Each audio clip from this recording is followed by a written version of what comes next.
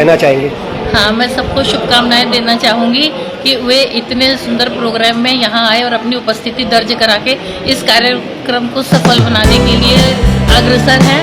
और मेरी यही कामना है कि जो भी इस महाकाव्य को पढ़े अपने विचार जरूर प्रस्तुत करें, क्योंकि ये एक जो लुप्त होती हुई विधा है जो हमारे द्विवेदी युग में थी, ये जाती जा रही है। इस समय नई कविता, अकविता या कहना चाहिए कि छंद मुक्त कविताएं चल रही हैं। उस हिसाब से ये छंदों में बद्ध महाकाव्य है, जिसको जब जो भी पढ़ें तो एक बार इसमें अपनी प्रतिक्रिया जरूर व्यक्त करें। धन्यवाद। बहुत बढ़िया।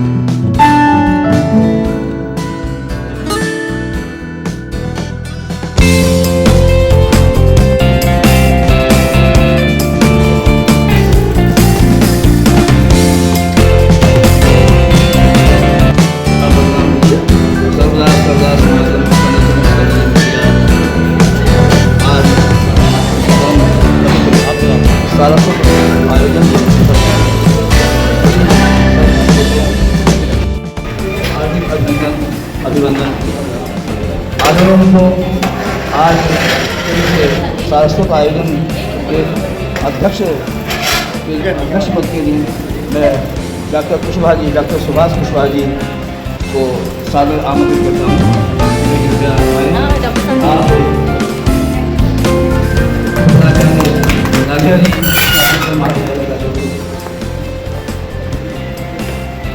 इनके पश्चात आज के कार्यक्रम के मुख्य अतिथि पद के लिए मैं अपने आदरणीय डॉक्टर यशपाल रावत जी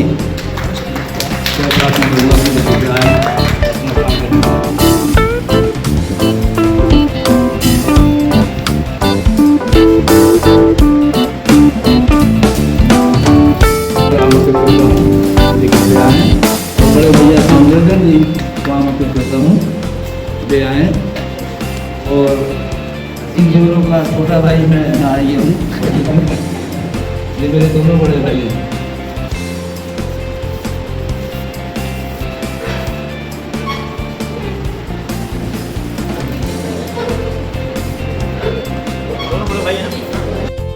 प्रभात करती एकता भी पाही गंभीर अष्टाविमान सरस्वती भगवते सरस्वती देवी नमः।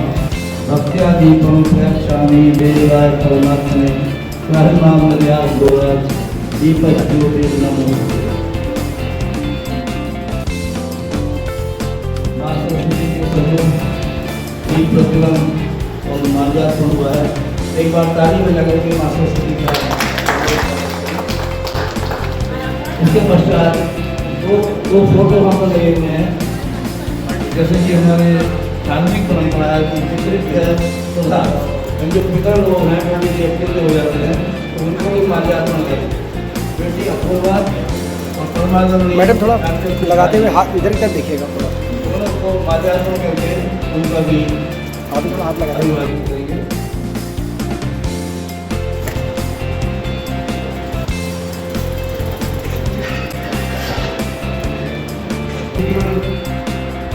पवित्र विश्वास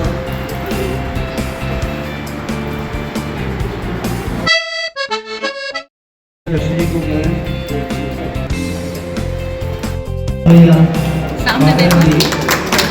सामने देखो, सामने देखो।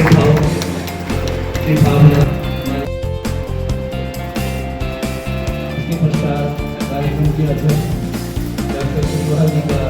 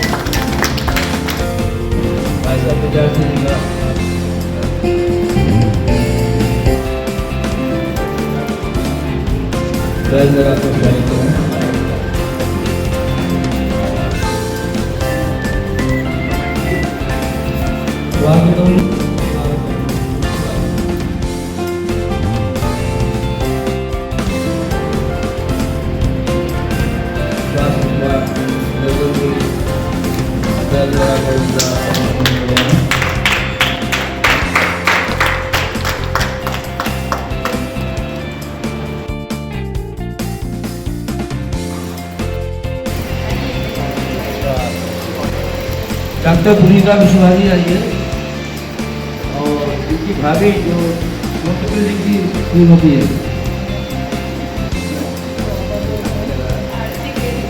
आरती देवी जी।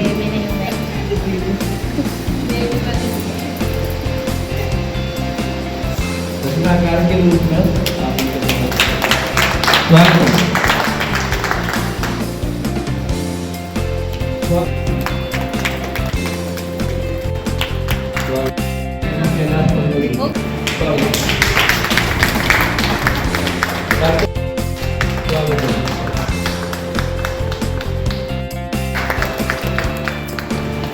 बड़े भैया निरंजन जी का स्वागत करेंगे। विश्वास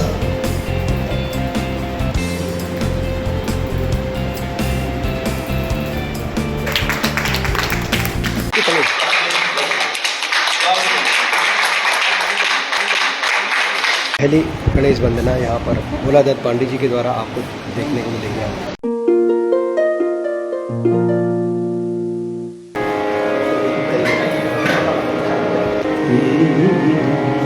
तो सर्वप्रथम आपके सामने विघ्नों के कर्ता गणेश जी की वंदना आपके सामने प्रस्तुत कर रहे हैं।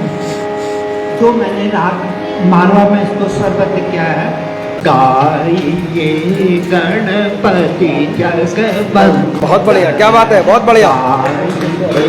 गणपति जगवंदन शंकर सुवन भवानी नंदन शंकर सुवन भवानी नंदन गाइए गणपति जगवंदन आइए गणपति जगवंदन।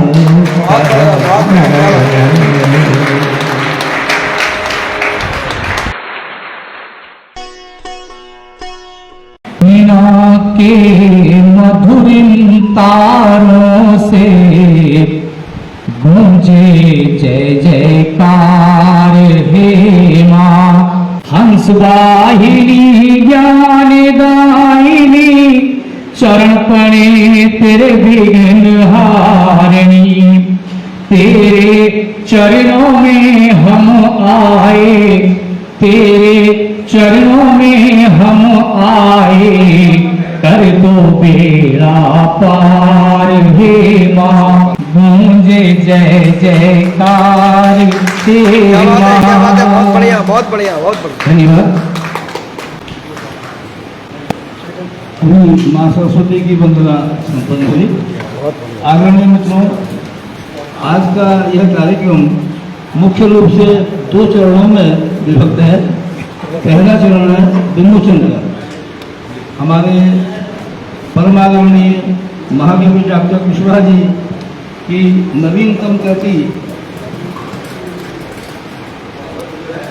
बिहार केसरी बाबू कुंवर सिंह महाकाव्य, पहले सर्वप्रथम महाकाव्य का विमोचन होगा, उसके पश्चात द्वितीय पुस्तक का विमोचन होगा।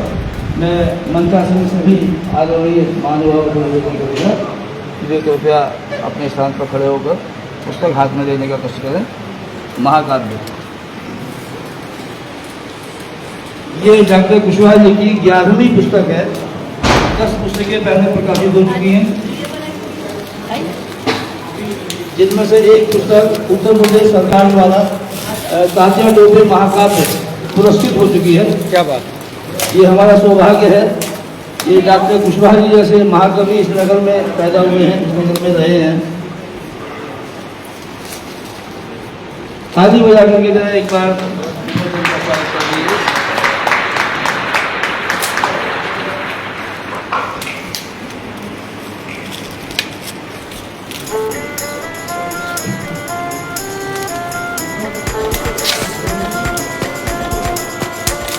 तालियों की आवाज नहीं है, ये जरा जोर से ताली बजाएं।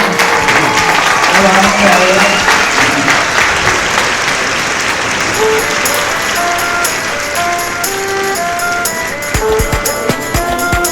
बिहार केसरी बाबू कुंवर सिंह महाकाव्य आज विमोचित हुआ है। ये डॉक्टर पुनीता कुशवाहा जी के सौजन्य से प्रकाशित हुई है पुस्तक।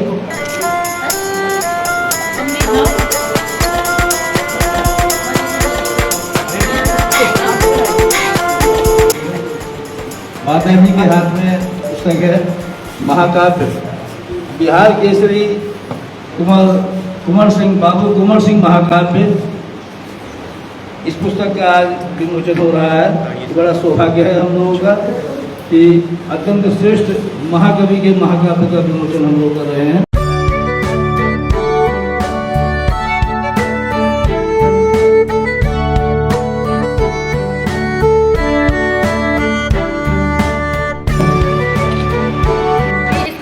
विमोचन हुआ बिहार केसरी बाबू कुंवर सिंह वीर रस प्रधान महाकाव्य है। इसके बारे में मैं थोड़ा सा आपको बताना चाहूँगी और अपने पिताजी की जो एक साहित्यिक रूप में यात्रा है उसको भी बताना चाहूँगी। हमारे जो पूज्य पिताजी हैं इनका जन्म बदायूं में हुआ था 3 जनवरी 1931 को और उस समय जो थे कहना चाहिए कि अपने घर के सबसे छोटे बेटे थे। तो जो सबसे छोटे बेटे होते हैं तो वो लाडले भी होते हैं। अपनी बहन के लाडले थे और बहन जो थी वो कन्नौज में प्रिंसिपल थी। तो वहाँ पर जाकर के बहन जो थी श्रीमती तुलसा देवी हमारी बुआ जी उनके पास उनकी इंटर तक की शिक्षा हुई। उसके पश्चात जो हमारे पूज्य पिताजी थे इन्होंने स्नातक की परीक्षा 1951 में आगरा यूनिवर्सिटी से पास की। फिर 1953 में बरेली कॉलेज से अंग्रेजी से स्नातकोत्तर किया और मातृभाषा हिंदी से असीम प्रेम था इसलिए इन्होंने 1964 में पुनः हिंदी की परीक्षा स्नातकोत्तर में प्राप्त की और 1971 में दुर्सा जी आड़ा जीवन और साहित्य इस पर उन्होंने अपना शोध कार्य किया। उनके जो गुरुजी रहे वे डॉक्टर टीकम सिंह जी रहे जो कि आगरा यूनिवर्सिटी के एक नामी गिरामी शोध निदेशक थे। और सबसे बड़ी बात यह है कि जीवन में बहुत कठिनाइयाँ रही लेकिन जो साहित्य के प्रति प्रेम था वो उनका इस रूप में दिखने को मिलता है कि ये जो पुस्तक उन्होंने लिखी थी 1977 में लिखी थी और जिस समय उनकी रचना तात्या टोपे प्रकाशित हुई थी तो उस समय आज़ादी के जो उस समय की पराधीनता वाली जो भाव था वो सब भी उन्होंने देखा है। फिर 47 में आज़ादी मिली तो वो वाला भी समय देखा है।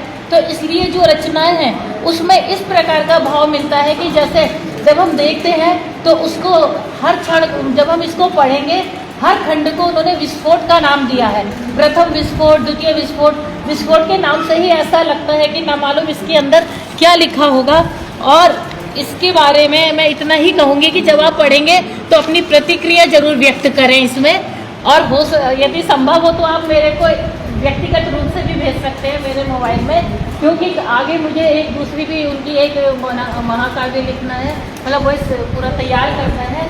नौनिहाल जो गुरु गोविंद सिंह जी के चारों पुत्रों के बलिदान पर है तो मैं इसकी जो भी आपकी सम्मतियाँ होंगी मैं उसको शामिल करूँगी। और इसके बारे में मैं केवल इतना जो मेरे पिताजी ने अपनी रचना के लिए भूमिका में लिखा मैं वही पढ़ना चाहूँगी इसका ना जिससे मैं अपना अलग से न पढ़ के इसी को पढ़ लेती हूँ। 1657 में स्वतंत्र वीर जो तात्या टोपे जी थे उनका महाकाव्य में उत्तर प्रदेश सरकार से उन्हें पुरस्कृत किया गया। तब मेरे पिताजी कहते हैं कि लिखने की मेरी उत्कट इच्छा थी। 1857 के स्वतंत्रता संग्राम के महान सेनानी और राष्ट्रीय क्रांति के जो अग्रदूत थे बिहार शार्दुल बाबू कुंवर सिंह को छंदों के सुमनों से अर्चना करूं और समय समय पर लिखते रहे। और जब ये संपूर्ण हुआ तो उनको बहुत संतोष हुआ इस बात का कि चलिए मैंने इसको संपूर्ण कर लिया। इसके बाद मैं थोड़ा सा छोड़ देती हूँ ज़्यादा लंबा ही हो जाए। सर्वविदित है कि प्रत्येक रचना के पीछे किसी महत्वपूर्ण स्रोत का हाथ होता है। देश काल वातावरण का प्रभाव तत्कालीन साहित्य पर भी पड़ता है। स्वतंत्रता प्राप्ति के पूर्व महान वीरों के वीरोचित साहित्यिक कर्म त्याग तपस्या और बलिदान को सदैव अपने हृदय में संजोए कविवर डॉक्टर लक्ष्मी नारायण कुशवाहा ने उस समय की विषम परिस्थितियों को देखा जब हमारा देश आज़ाद नहीं हुआ था और समझा जिसके फलस्वरूप इस महाकाव्य की रचना हुई। नायक प्रधान इस महाकाव्य में कवि ने बिहार के वृद्ध वीर कुंवर सिंह के वीरतापूर्ण कार्यों को सुंदर ढंग से पंक्तिबद्ध वर्णन किया है। कहीं कहीं प्रयाण गीत भी देखने को मिलते हैं। यह वीर काव्य परिपाटी की रचनाओं की एक अपनी अलग शैली होती है जिसमें कि प्रयाण गीत भी बीच बीच में देखने को हमें मिलते हैं। इन पंक्तियों में महाकाव्य के जो नायक हैं वीर कुंवर सिंह के वृद्ध होने पर भी युवाओं के समान उनके शारीरिक गठन वीरोचित गुणों के कुछ उन्होंने भाव प्रस्तुत किए हैं जिन्हें मैं कुछ पंक्तियों में बताना चाहूँगी। वीर कुंवर युवकों से अधिक गठीला था, फुर्तीला, चमकीला और कटीला था, साहस का पुतला था, वेग नदोसा था, जंग भी जहरीला और जोशीला था। क्या बात है। इस महाकाव्य में प्रकृति की सुंदर छटा भी देखने को मिलती है, क्योंकि जो हमारे महाकाव्य हैं उसमें हमें बहुत सारी विशेषताएं देखने को मिलती है, जिसमें प्रकृति चित्रा भी एक अपना स्थान रखता है। उसी के बारे में उन्होंने लिखा है, प्रकृति की सुंदर छटा के लिए पहन कर उषा लाल परिधान, पूजने आई दिनकर भाल, मृदुल नवनीत करों में मंजू, लाल मणियों का मोहक थाल। कवि द्वारा इस महाकाव्य को खंडों में विभाजित करने के लिए विस्फोट शब्द का प्रयोग किया है। विस्फोट शब्द अपने आप में कवि की नवीन कल्पना है और प्रथम विस्फोट से लेकर षोडश विस्फोट 16 इसके अंक है, जिसमें महाकाव्य में वीर रस, रौद्र रस, शांत रस के साथ साथ कहीं कहीं श्रृंगार रस भी देखने को मिलता है। क्या बात। इस महाकाव्य की शैली प्रवाहमयी है। रस, अलंकार, प्रवृत्ति, छंद, भाषा और शैली की दृष्टि से वीर काव्य परिपाटी की समस्त विशेषताओं को अपने में समेटे हुए है। भाषा, महाकाव्य की भाषा साहित्यिक खड़ी बोली, तत्सम शब्दावली सहज और ग्राह्य है। अब मैं थोड़ा सा ये बताऊंगी कि किस कारण मैं इसको छपवा नहीं पाई थी। मेरी कुछ व्यक्तिगत समस्याएं थी, कुछ मेरा व्यक्तिगत ऐसा वो था कि मैं इसमें समय नहीं दे पाई। अब जैसे भी मुझे इसकी पांडुलिपि मिली तो मेरा सबसे पहला कर्तव्य था कि पिता के रूप में तो थे ही, हो सकता है इस पुस्तक के रूप में मैं गुरु के रूप में उनको गुरु दक्षिणा के रूप में ये पुस्तक उनको समर्पित कर रही हूँ। यही मेरी भावना इसके पीछे। हर पुस्तक को लिखने के लिए या हर किसी बात के लिए, किसी रचना के लिए कोई जो होता है ऐसा व्यक्तित्व होता है जो कि हमें प्रेरित करता है। इस महाकाव्य को लिखने के लिए श्रद्धेय डॉक्टर कुशवाहा जी जो मेरे अग्रज हैं, उन्होंने मुझे इतना प्रेरित किया। जब विभाग में आते थे, मैडम आप डॉक्टर साहब के लिए कुछ लिखिए, मैडम आप डॉक्टर साहब की सारी चीजें संकलित करके लिखिए, तो वो चीज मेरे को इतनी अपीलिंग लगी। मैंने कहा कि जब वो मेरे को इतना जोश दे रहे हैं तो मैं कुछ ना कुछ जरूर लिखूंगी। तो डॉक्टर साहब आपका हृदय से आभार। हिंदी विभाग के विभागाध्यक्ष श्रद्धेय डॉक्टर सुभाष चंद्र कुशवाहा जी का विशेष आभार व्यक्त करती हूँ। वे समय समय पर मेरे पूज्य पिताजी की रचनाओं को प्रकाशित करने हेतु प्रेरित करते रहते थे। और इसके बाद मेरे भाई हो गए, घर के और सब लोग, बहन हो गई, इन्होंने भी बहुत ज़्यादा इसमें मेरी मदद किया। मम्मी तो मेरी प्रेरणा स्रोत रही, मुझे हमेशा कहती थी अरे पुनीता देखो 5वीं PDF पढ़ रही हो तुम, अभी भी सुधार नहीं हुआ। मैंने 8 PDF पढ़ डाली तब जाकर के मैंने इसको भेजी अपने के लिए। लेकिन फिर भी थोड़ी बहुत त्रुटि हो सकती है, चाहे कितना भी कुछ है, उसके लिए मैं क्षमा प्रार्थी हूँ। और सबसे बड़ी बात, जब ये मेरे पास आई थी तो मैं आपको बताना चाहूँगी कि जो रजिस्टर था सारा जीर्ण शीर्ण अवस्था में था।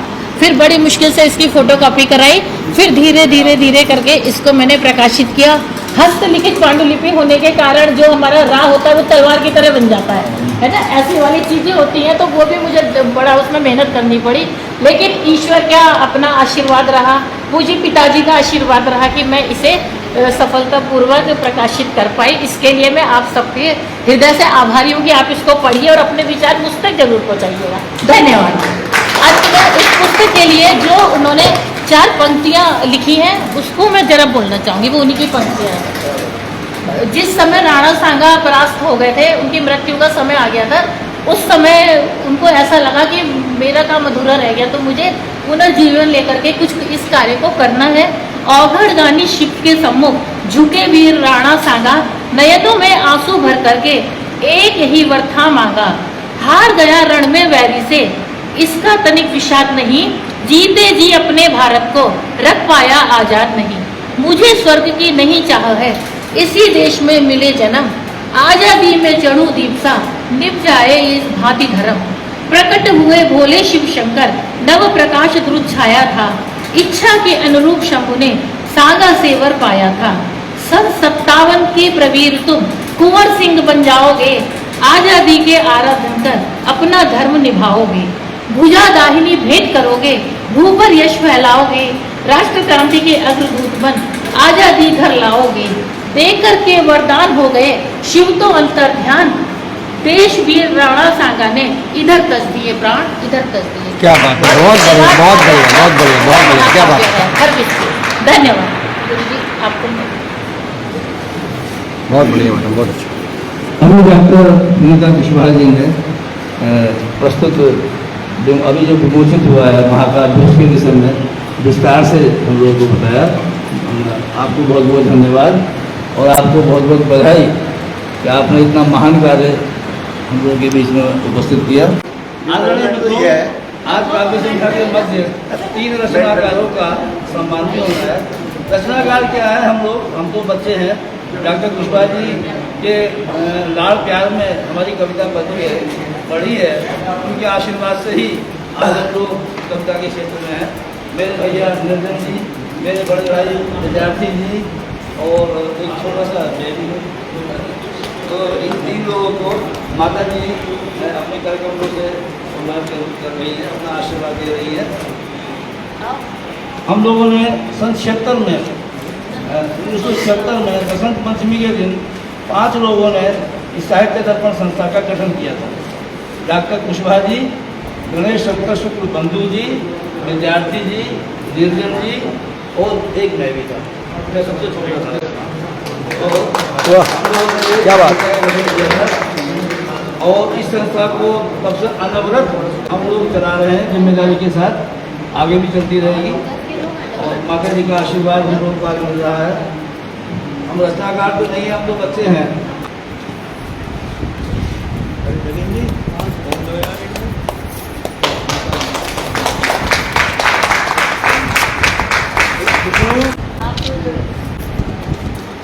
ये बैनर भी आ जाए।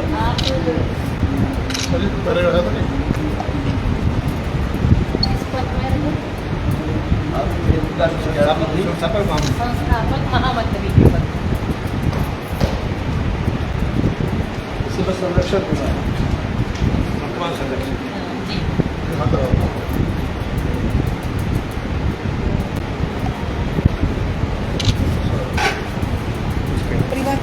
आप प्रतिमा में विद्या मंदिर में जो वैसे द्रोणाचार्य है और आप कुछ कम ब्रांड समाज सेवा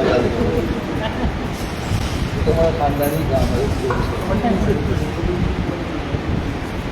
बहुमुखी प्रतिभा के लोग हैं। इधर देखेंगे, इधर देखेंगे।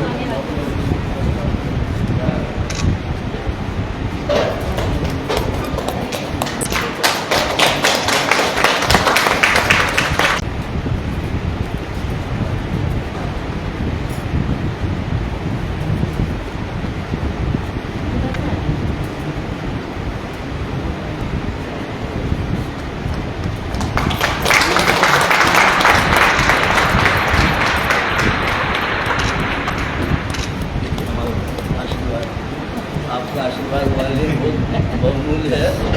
हमारी जो कविता चल रही है आपका आशीर्वाद से चल रही है। रचनाकारों के पश्चात पत्रकारों का भी यहाँ सम्मान होना है। श्री कौशल गुप्ता जी आइए। अरे आइए ना, आइए। श्री कौशल गुप्ता जी आप बहुत सशक्त पत्रकार हैं।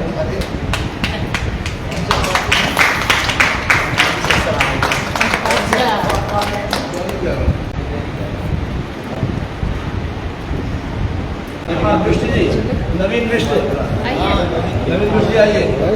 ये तो अपने हैं। अरे हल आपको क्या हुआ? सबसे बड़ा पत्रकार तो हमारा यही है। नवीन कृष्ण, नवीन कृष्ण। दरअसल पिछले 13 वर्षों से एक हिंदी समाचार पत्र सरस्वती टाइम्स का जो उत्तराखंड सरकार से मान्यता प्राप्त है, मैं उसका संपादक प्रकाशन मुद्रक इतिहास है। डॉक्टर विनय जी उससे माफी मिले तो शायद मैं संज्ञान में ले लिया। राजनीति के अलावा ये भी मेरा एक कार्य है। ये सारे कार्यक्रम उसको प्रकाशित है।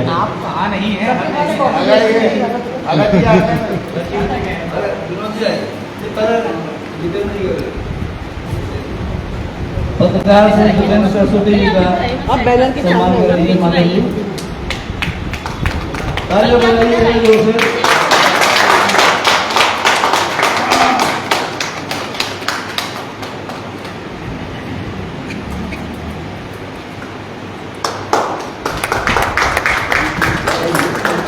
विनोद जी आइए।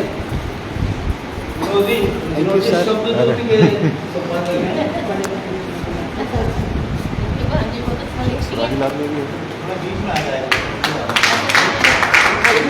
श्री विनोद भगत जी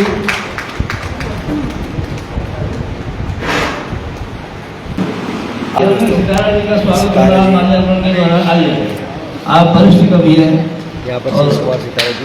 मुझे लगता है आप गौरव है। हार्दिक स्वागत। आदरणीय मित्रों, हम काफी संख्या आरंभ करते हैं। ये ध्यान रखिए कि जैसे नजरों को एक नज़ारा चाहिए, क्या बात है, वाह। जैसे नजरों को एक नज़ारा चाहे कैसे ही चश्मा लगा लें। हमारे भाई जितेंद्र जी ने बड़ा सुंदर चश्मा लगाया है, आपको हार्दिक धन्यवाद। लेकिन नज़ारा सभी देखते हैं, सभी देखना चाहते हैं। जैसे नजरों को एक नज़ारा चाहिए और समझदार को इशारा चाहिए, वैसे ही कवि गोष्ठी जमाने के लिए माता बाग देवी का सहारा चाहिए। क्या बात है, बहुत बढ़िया। माता बाग देवी का आशीर्वाद लेने के बाद हम आज की काव्य संध्या आरम्भ कर रहे हैं। और विशेष बात है, काव्य संध्या के बीच में कुछ संस्मरण भी हम यहाँ पर प्रस्तुत करेंगे।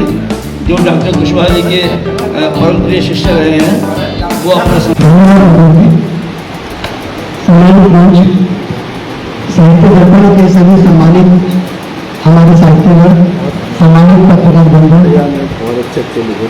हम सब रीता कुशवाहा जी, जिनके सहयोग से समय समय पर डॉक्टर कुशवाहा जी की रचनाओं को हम लोगों को जानने का, पहचानने का, पढ़ने का अवसर मिलता है।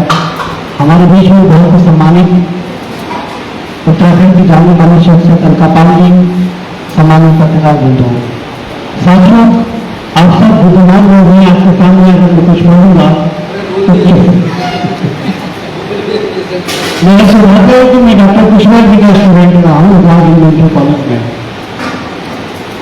एक तो बहुत कम लोग होते हैं जो अंग्रेजी के शिक्षक होते हैं और हिंदी के प्रखर में उनका कमांड होता है। डॉक्टर कुशवाहा जी उसी व्यक्तित्व के स्वामी थे। जब हम क्लास में पढ़ते थे तो हमें लगता था कुशवाहा जी हमें अंग्रेजी में पढ़ाएंगे, बीच में हिंदी के ऐसे कोटेशन होते थे कि लोग हम बच्चे लोग उस वक्त आश्चर्यचकित हो जाते थे कि इंग्लिश का इतना अच्छा टीचर तो हिंदी विशुद्ध हिंदी में बता सकता है। मैं एक बात बोला कम शब्दों में, क्योंकि डॉक्टर ने समय की बाध्यता रखी कि 5 मिनट से ज़्यादा नहीं बोलेंगे। मैं 2.5 मिनट में अपने शब्दों को बयान करता हूँ। तो इस बार शुभकामनाएं और उनका इसे निवेदन करूँगा कि भविष्य में जिस तरह का भी आपके योगदान तन मन धन से हम व्यक्तिगत रूप से आपको सहयोग देने के लिए हमेशा करते हैं। बहुत बहुत धन्यवाद जितेंद्र जी। आपने तो मेरे आग्रह का वो अक्षरशः ही पालन कर दिया। चलो फिर चले गांव की ओर, चलो फिर चले गांव की ओर। पनघट रास्ता देखता होगा, जागती होगी भोर। चलो फिर चले गांव की ओर, चलो फिर चले गांव की ओर। अमराई में बोलती होगी कोयल काली काली, खेतों में लहराई होगी फिर गेहूं की बाली। सरसों के खेतों में भौरे गुनगुन करते होंगे, नदी किनारे पंछी मिलकर कलरव करते होंगे। रास्ता मेरा तकता होगा पगडंडी का छोर, रास्ता मेरा तकता होगा पगडंडी का छोर। चलो फिर चले गाँव की ओर, क्या बात है, क्या बात है। चले गाँव की ओर, चलो फिर चले गाँव की ओर, चलो फिर चले गाँव की ओर। बहुत बहुत धन्यवाद। बहुत बढ़िया, बहुत बढ़िया। आदरणीय बंधु नमस्कार। माननीय श्री कुशवाहा जी ने मुझे इस संस्था में इंट्रोड्यूस करा था और मैं तब से लगातार इस संस्था का सदस्य हूँ और आज आकर गौरवान्वित महसूस कर रहा हूँ।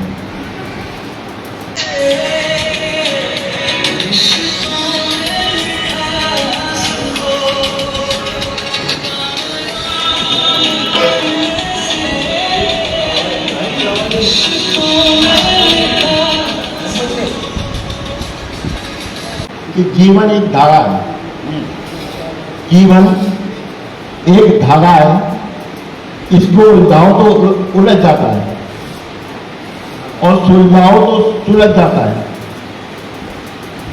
जीवन एक धागा है, इसे उलझाओ तो उलझता है, सुलझाओ तो सुलझता है, इसमें गांठ लगाओ तो लगती है और गांठ खोलो तो खुलती है, इससे पतंग उड़ाओ तो उड़ती है, कितनी हाइट पर पहुंच जाएगा, और तेज लड़ाओ तो लड़ती है, मगर ध्यान रहे ये डोर हमेशा ऊपर वाले के हाथ होती है, ये डोर हमेशा ऊपर दो पंक्तियों के साथ अपने परम प्रिय श्री कैलाश यादव जी को आमंत्रित करता हूँ।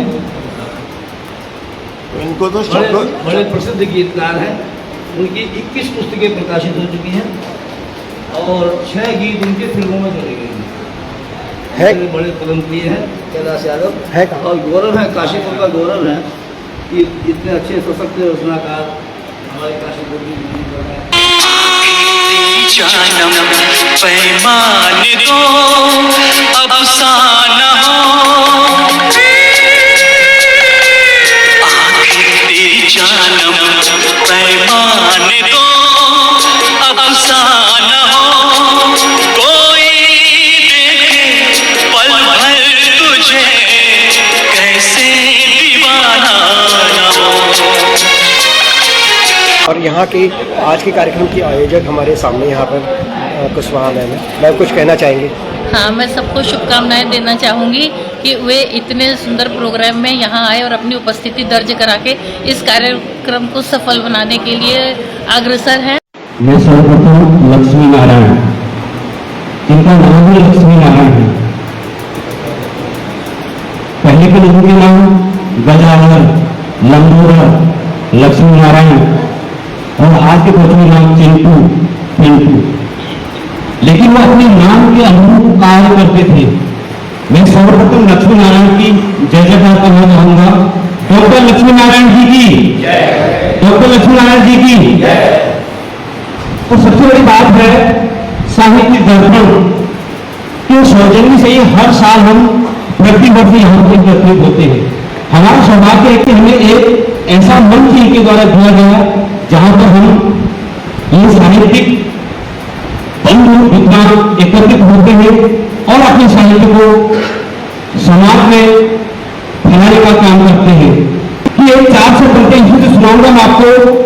कुंवर सिंह की जन्मभूमि जगदीश, कुंवर सिंह की जन्मभूमि जगदीशपुर में करने जंग, अति विशाल दोरों की सेना आई थी राय के संग, अंग्रेजों के पास तो बंदूकें थी और सब संगीत, मगर कुंवर सिंह के साथ नहीं लड़ने के अस्त्र शस्त्र पाटी, रहे छूटते गजबी गोले मगर सिपाही बने पहाड़, तोपें पड़ी रह गई पीछे सुरवीरों की भीड़ रहा। कुंवर सिंह ने जिधर हमारी अपनी हो धरी तलवार, लाशों पर लाशें बिखरी थी मचा समय में हाहाकार, अंग अंग ऐसे करते थे कुट्टी की जीव चली मशीन, तलवारों के वार देखने कांप उठी चलती संगीन, होकर के घर भीत तोड़ने अपने लिए मोटे थे, जिधर जिधर तलवार गई थी वहां लगे लाशों के ढेर। ये उनकी कविता है। क्या बात है, क्या बात है, बहुत बढ़िया। मैं इनको बहुत धन्यवाद देता हूँ कि इनकी जो काव्य बिहार केसरी बाबू कुंवर सिंह,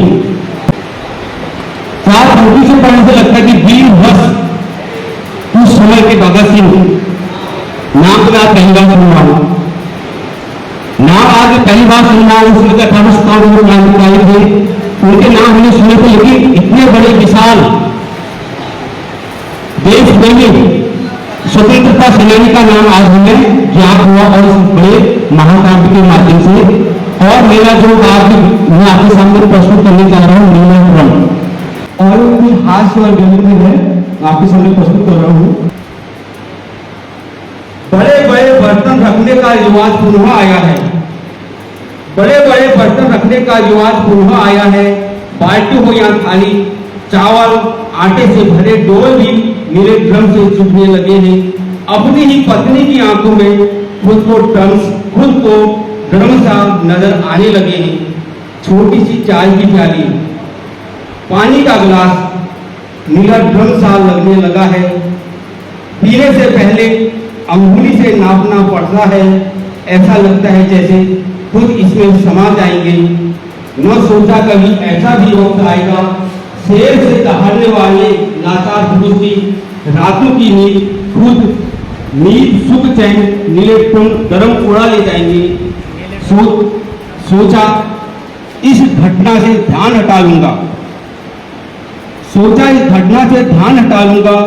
फेसबुक व्हाट्सएप पर ध्यान बांट लूंगा। वहां भी नीला ड्रम कम वक्त हर रील में नजर आता है। क्या करूं अब, पत्नी का प्यार भी वहम नजर आता है। बीते जमाने में नीली झील सी आंखों पर शेरू शायरी हुआ करते थे। कितने हीर रांझे इसमें समाया करते थे।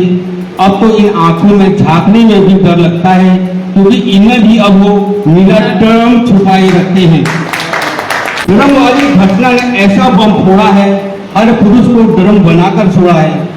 अपनी परछाई भी अब नीले ड्रम सी लगने लगी।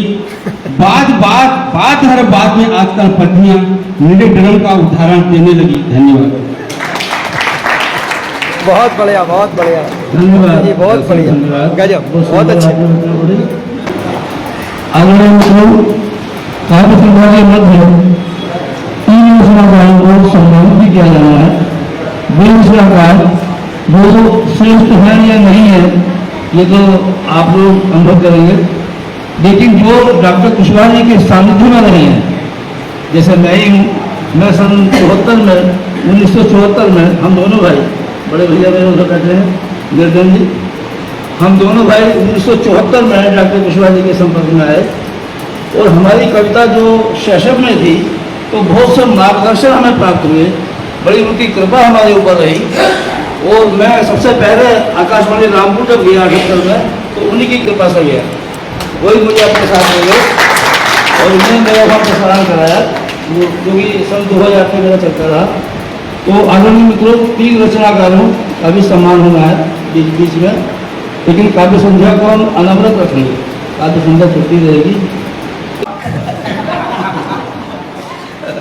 बाल सभा भी कह सकते हैं, क्योंकि दोनों का ही बाल सभा है, खाली इनके लिए मत कहिए, मेरे भी बाल सभा है। जाति नहीं धारणा जैसी, दोनों ही बाल सभा भी है, बाल सभा भी है।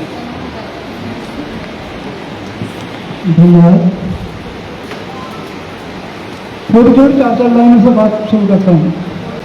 स्वर तो साथ ही रहते हैं, साथ बदलते देखा है। स्वर तो साथ ही रहते हैं, साथ बदलते देखा है। हमने दुनियादारी के ही रिवाज बदलते देखा है। वक्त का ये बदलाव यहाँ हर रोज दिखाई देता है। हमने यहाँ पे लोगों के अंदाज बदलते देखा। क्या बात है, क्या बात है। हमने यहाँ पे लोगों के अंदाज बदलते देखा है। हर आदमी अनोखा ही संसार लिए बैठा है, कोई न जाने काहे का अहंकार लिए बैठा है। हर किसी की अपनी ही शख्सियत है यहाँ, कोई प्रेम का झरना तो कोई अनुराग लिए बैठा है। क्या बात है, क्या बात है। हमको लगता है हम अबोध बालक हैं। हर शख्स यहाँ ज्ञान का भंडार लिए बैठा है। बढ़िया, बहुत बढ़िया। आज मेरा बड़ा सौभाग्य है इनके चरणों में रहकर मैं काव्य क्षेत्र में मेरा प्रवेश हुआ। मैं उदयराज कॉलेज में जब 9th में आया तभी मेरा संपर्क डॉक्टर कुशवाहा जी से हो गया, जबकि वो 9th 10th में नहीं पढ़ाते थे। ये 11th और 12th में इंग्लिश पढ़ाई, जबकि वो हिंदी में PhD किए हुए थे। तो मैंने सबसे पहले 9th में एक रचना लिखी थी, वो मुझे आज भी याद है, और उन्होंने उसे ठीक कर जी को पता होगा, एक पूर्वांचल द्वीप साप्ताहिक समाचार पत्र निकलता था, तो उसे ठीक कर उन्होंने समाचार पत्रों में मेरी रचना छापी और मैं 9th का स्टूडेंट था। पहली बार समाचार पत्रों में छपा तो मुझे बड़ी खुशी हुई। उस समय लोग मुझे वेद प्रकाश शर्मा के नाम से जानते थे। मैंने कहा यार कुछ नाम होना चाहिए। तो बचपन से ही मुझे मेरे घर संघ के प्रचारक आते थे। मेरे पिताजी भारतीय जनसंघ के यहाँ अध्यक्ष रह चुके सन 52 में। तो उस नाते से मेरे शरीर में देशभक्ति की भावना बसी थी। तो मैंने वो रचना लिखी थी, आज फुल्ले की आंधी और तूफान उमड़ता आता है, सुहास शेखर की भूपर काल चक्र मरवाता है। ये रचना मेरी पहली रचना थी और इन्होंने सही करके मेरे गुरुजी ने उसे पूर्वांचल द्वीप में छापी होगी। तो उससे उस जमाने के लोग या कोई होंगे उन्होंने ये रचना छपी होगी। अगर आप चाहेंगे तो वो प्रति में आपको आज भी उपलब्ध करा सकता हूँ, बस सच बताना होगा आपको। हेलो, तो मैं अपने गुरुदेव को श्रद्धांजलि अर्पित करते हुए और मैं अपनी छोटी बहन और चाची जी को नमन करते हुए कि छोटी बहन ने बेटियां वास्तव में मैंने पुनीता बहन जैसी, और मेरे पास में एक और बेटी रहती है जो अपने पिता का नाम चला रही है, डॉक्टर दीपिका गुड़िया आते, वो भी अपने पिताजी का अखबार को चला रही है। तो बेटियां बेटों से कम नहीं है और ये मैं अनुभव किया है। बेटी माता पिता से ज़्यादा प्रेम करती है। आज यहाँ बैठे हुए मेरी बेटी का 2-3 बार फोन आया, तो मैंने पुनीता को भी बात कराई। तो मैं यहाँ बैठा हूँ, ये पुनीता को पता है, केवल पुनीता के और चाची जी के की वजह से और गुरु जी की वजह से। तो मैं अपने गुरु जी को नमन करते हुए एक रचना पढ़ रहा हूँ। साहित्य दर्पण के जनक को नमन, साहित्य दर्पण के जनक को नमन, श्रद्धांजलि अर्पित करता हूँ गुरुदेव आपको, श्रद्धांजलि अर्पित करता हूँ गुरुदेव आपको। आज मैं जो कुछ हूँ, आज मैं जो कुछ हूँ गुरुदेव आपके कारण, आज मैं जो कुछ हूँ गुरुदेव आपके कारण। साहित्य दर्पण संस्था है उनकी देन, साहित्य दर्पण संस्था है उनकी देन। कहे विद्यार्थी कविराय मैं करता श्रद्धा सुमन गुरुदेव आपको, मैं श्रद्धा सुमन गुरुदेव आपको। ये संस्था है बंधु कुशवाहा जी की, ये संस्था है बंधु कुशवाहा जी की। ये रचना मैं गुरुदेव को नमन करता हूँ। एक रचना और छोटी सी है, अब आजकल मैं इस पर व्हाट्सएप पर लिख देते हैं, 4-4 लाइनें लिख देते हैं। अब डायरी पेन की जरूरत पड़ती है। बेटी हमेशा सम्मान की काबिल, बेटी हमेशा सम्मान के काबिल, बेटी है माँ लक्ष्मी का रूप, बेटी है माँ लक्ष्मी का रूप। मैं मानता दुर्गा का रूप, मैं मानता दुर्गा का रूप। कई विद्यार्थी कविराय मैं करता सत नमन, मैं करता सत नमन। ये छोटी रचना है। एक रचना और मैंने बेटी पे लिखी। बेटियां घर का चिराग है, बेटियां घर का चिराग है, अपनी रोशनी से दो घर में रोशनी करती, अपनी रोशनी से दो घर में रोशनी करती। जिस घर में पैदा होती, जिस घर में पैदा होती उस घर में रोशनी आती, उस घर में रोशनी आती। जहाँ जाती उसको भी उजागर करती, जहाँ जाती है उसको भी उजागर करती। कई विद्यार्थी कविराय ये देश हर वर्ष नवरात्रि पूजन करता, हर वर्ष नवरात्रि पूजन करता। धन्यवाद। आदरणीय मित्रों, मैं अपने बड़े भाई अग्रश्री निरंजन जी, जो कि खटीमा में सरस्वती विद्या मंदिर इंटर कॉलेज के प्रधानाचार्य पद से सेवानिवृत्त हुए हैं और बड़े सशक्त रचनाकार हैं। खासतौर पर व्यंग्य लिखते हैं, हास्य लिखते हैं। मैं उन्हें सादर आमंत्रित करता हूँ। प्रेम, हास्य और दृष्टि। एक लड़की थी जिसे कोई नहीं पसंद करता था, क्योंकि वह अंधी थी।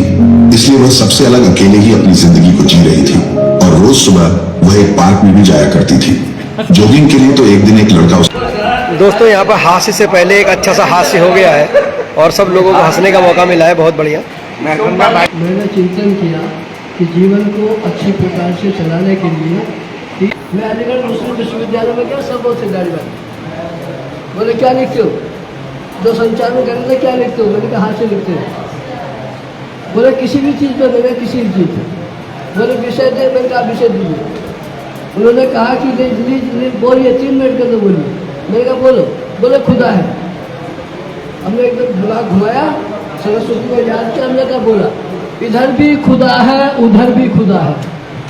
इधर भी खुदा है, उधर भी खुदा है, नीचे भी खुदा है, ऊपर भी खुदा है, और जहाँ ना खुदा है वहाँ मैं खो दूंगा।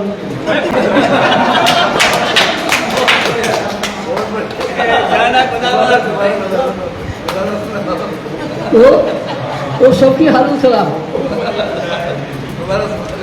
उन्होंने कहा खुदा है,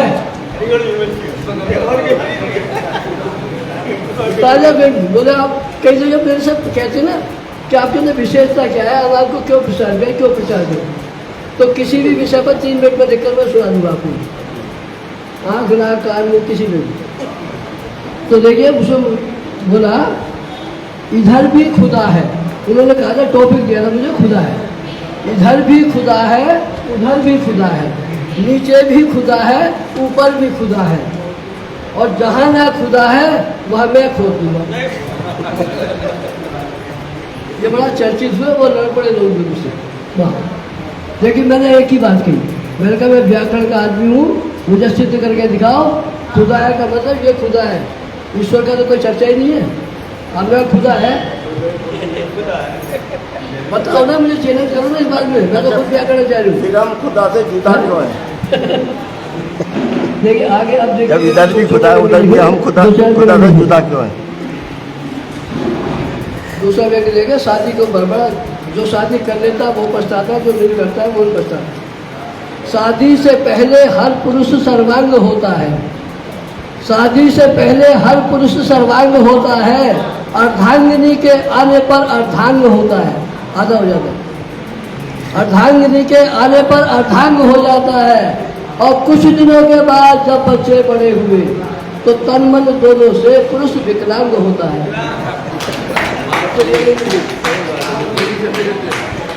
इतने सारे यहाँ पर विद्वान और मनीषी हैं, तो मुझे यह आमंत्रण मिला, बस मैं इसी के लिए करवत नमन करता हूँ आप सभी को।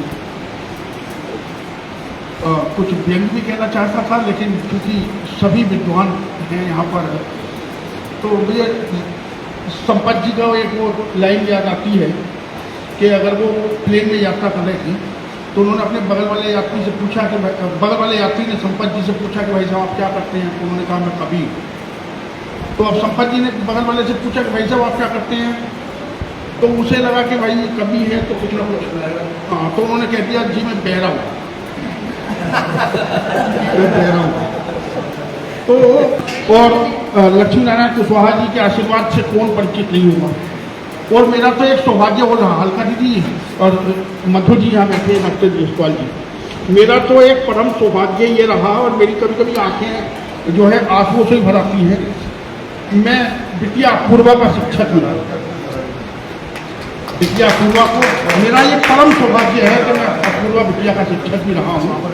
कि पाती वतन के नाम लिखूं, पाती वतन के नाम लिखूं, मैं गिन गिन कर इल्जाम लिखूं, मैं गिन गिन कर इल्जाम लिखूं, पाती वतन के नाम लिखूं, मैं पाती वतन के नाम लिखूं।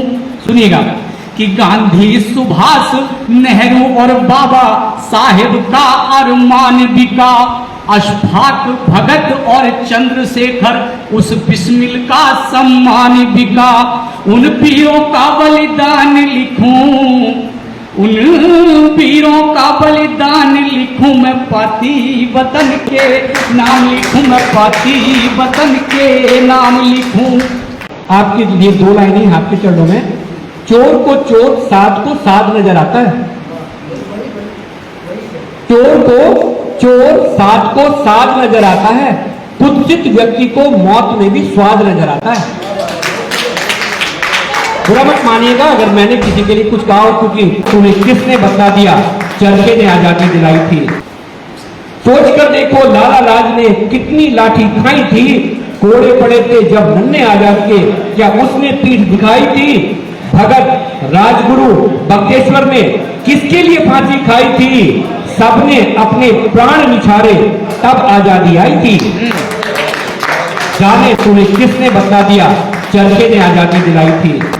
आगे, आजादी के थे कितने दीवाने, सिर्फ एक आजाद नहीं, 3-4 लोगों को, 10-20 लोगों का नाम हमें याद है।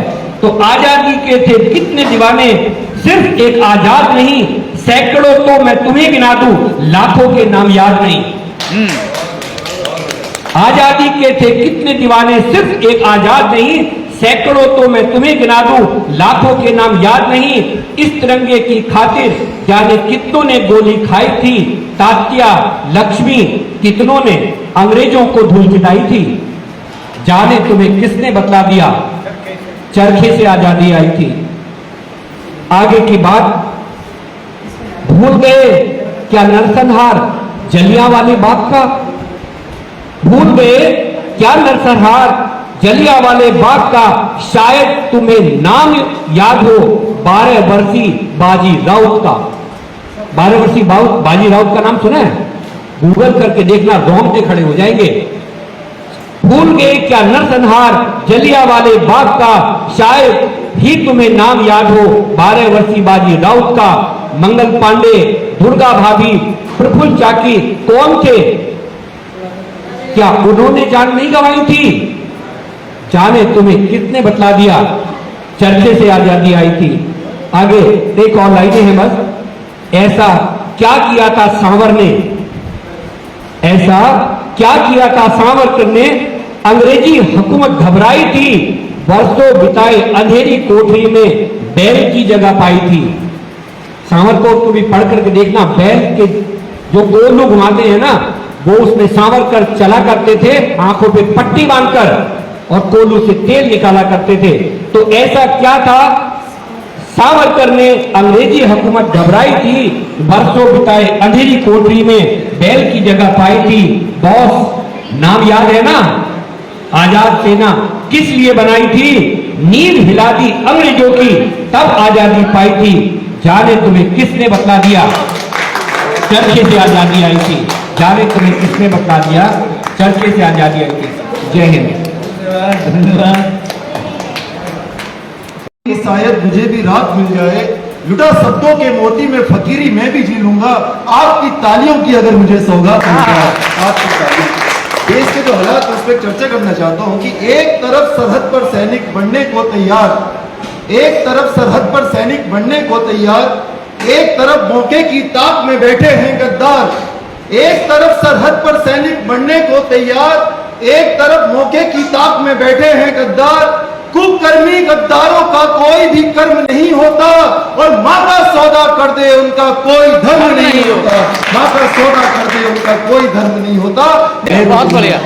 हम प्रताप का स्वाभिमान वो हल्दी घाटी भूल गए, पूज्य पद्मिनी के जौहर की वो परिपाटी भूल गए हम कृष्णचंद्र ने वैसी कंस मिटा डाला, रामचंद्र ने रक्ष कुलों का पूरा वंश मिटा डाला। 5 गांव के खातिर हमने महाभारत कर डाला था, कुरुक्षेत्र के युद्ध स्तर को स्वर्णिक से भर डाला था। छक्के छूट गए अकबर के राणा की हुंकारों से, अंग्रेजों को धूल चटा दी झांसी की तलवारों से। जलियांवाला बाग सरी के बलिदानों को भूल गए, याद करो हम हंसते हंसते फांसी पर भी झूल गए, याद करो हम हंसते हंसते फांसी पर भी झूल। तुम हिमालय समझौतों में हार गए, वो धरती वापस लानी है। काश्मीर के जर्रे जर्रे पर अधिकार हमारा है, और भारत माँ का मस्तक हमको प्राणों से भी प्यारा है। भारत माँ का जिनका पौरुष मर जाता है, जिनका पौरुष मर जाता है, वो जीते जी मर जाते हैं। जिनके बाजू नहीं फड़कते वही नपुंसक कहलाते हैं। नहीं धड़कता देश दिलों में वो बर्बाद जवानी है, नहीं धड़कता देश दिलों में वो बर्बाद जवानी है, और नहीं उबलता रक्त में रक्त नहीं वो पानी है। रक्त नहीं। संघर्षों के विवस्वान तुम अंधकार से युद्ध करो, देश विरोधी दुराचरण को पौरुष बल से रुद्र करो। वक्त पड़े तो अरिसोनिक से श्वेत धरा को लाल करो, प्राण प्रतिज्ञा प्रतिपालन से जग में ऊंचा भाल करो। हिंसक धम्मी दुष्ट दरिंदे दुश्मन का मत चूर करो, या तो शीश कुचल डालो या झुकने को मजबूर करो। अगर सियासी रंग ना होता संविधान की वर्दी पर, तो आतंकी घटनाओं को कोई नादान नहीं करता, और सही वक्त पर सरेआम अफजल को फांसी दी होती। मुंबई में घंघोर धमाके फिर वो शैतान नहीं करता, और एक शीश इसके बदले यदि 10 हमने काटे होते, रणवीरों का वतन फिर तुम्हें फिर बलिदान नहीं करता। और 2-4 दरिंदों को फांसी यदि लाल किले पर हो जाती, भारत में घुसने की हिम्मत पाकिस्तान नहीं करता। आज हमारे श्रेष्ठ कवियों ने बहुत ही मर्मस्पर्शी अपनी छंदों से और कविताओं से हम सबको आत्मविभोर किया है। वैसे तो कभी सुनना पसंद कम करते हैं, सुनाना पसंद ज़्यादा करते हैं, लेकिन आज मैं जो कविता है जिसने मुझे अपने जीवन में बहुत ज़्यादा प्रेरित किया, क्योंकि वो दौर ऐसा था जिस दौर में हम सामाजिक क्षेत्र में जुड़े हुए थे और आदरणीय डॉक्टर कुशवाहा जी के साथ संभवतः जब ट्यूशन का बैच समाप्त हो जाता था तो हम बैठकर चाय वहीं पिया करते थे। हमारे मेरे साथ एक जो अभी 2 दिन पूर्व भी एक्सपायर हुए हैं आदरणीय श्री पंत जी, एन पंत जी एडवोकेट, और मेरे गुरु आदरणीय स्वर्गीय श्री रामलाल खुराना जी। और मुझे अच्छी तरीके से याद है कि हम 2-3 लोग जो है वहाँ बैठकर चाय पिया करते थे। तो मैंने अभी माता जी से कहा कि आपने हमें बहुत चाय पिलाई है। तो आज जो है डॉक्टर साहब की कविता, वही कविता सुनाऊंगा जिस कविता ने मुझे सबसे ज़्यादा प्रेरित किया उस दौर में, जो हालात थे। और हो सकता है कि वो हालात आज भी हो, यहाँ ना हो, उत्तर प्रदेश में ना हो, लेकिन ऐसे बहुत से प्रांत हैं जहाँ पर आज वही हालात हैं जो समय में उन्होंने लिखा था। उनकी कविता है कि आज जो निर्दोष हैं मासूम हैं पिटते रहे, आज जो निर्दोष हैं मासूम हैं पिटते रहे, क्या हिफाजत हो कि जब बिकते हुए खाने मिले, क्या हिफाजत हो कि जब बिकते हुए खाने मिले। और डॉक्टर खुद ही दवा को खा गए रोगी मरे। उस समय हालात थे कि डॉक्टर खुद ही दवा को खा गए रोगी मरे, और सच सफा से सब सफा होते सफा खाने मिले। कि उन मिनिस्टर साहब के व्यापार की क्या बात है, कि उन मिनिस्टर साहब के व्यापार की क्या बात है कि जिनके घर अफीम और गांजे के तहखाने मिले। कि देश की जलती हुई सम्मा से कुछ मतलब नहीं, देश की जलती हुई सम्मा से कुछ मतलब नहीं, और जो भी परवाने मिले सत्ता के परवाने मिले। इस कविता की आखिरी पंक्ति है कि अब कहाँ वो भगत सिंह हैं, अब कहाँ आजाद हैं, अब कहाँ वो भगत सिंह हैं, अब कहाँ आजाद हैं, और जो भी दीवाने मिले कुर्सी के दीवाने। और इन्हीं शब्दों के साथ मुझसे कोई गलती त्रुटि हुई हो उसके लिए क्षमा चाहता हूँ। जय हिंद, जय उत्तराखंड। आज के दौर में गमख्वार है कम, आज के दौर में गमख्वार है कम,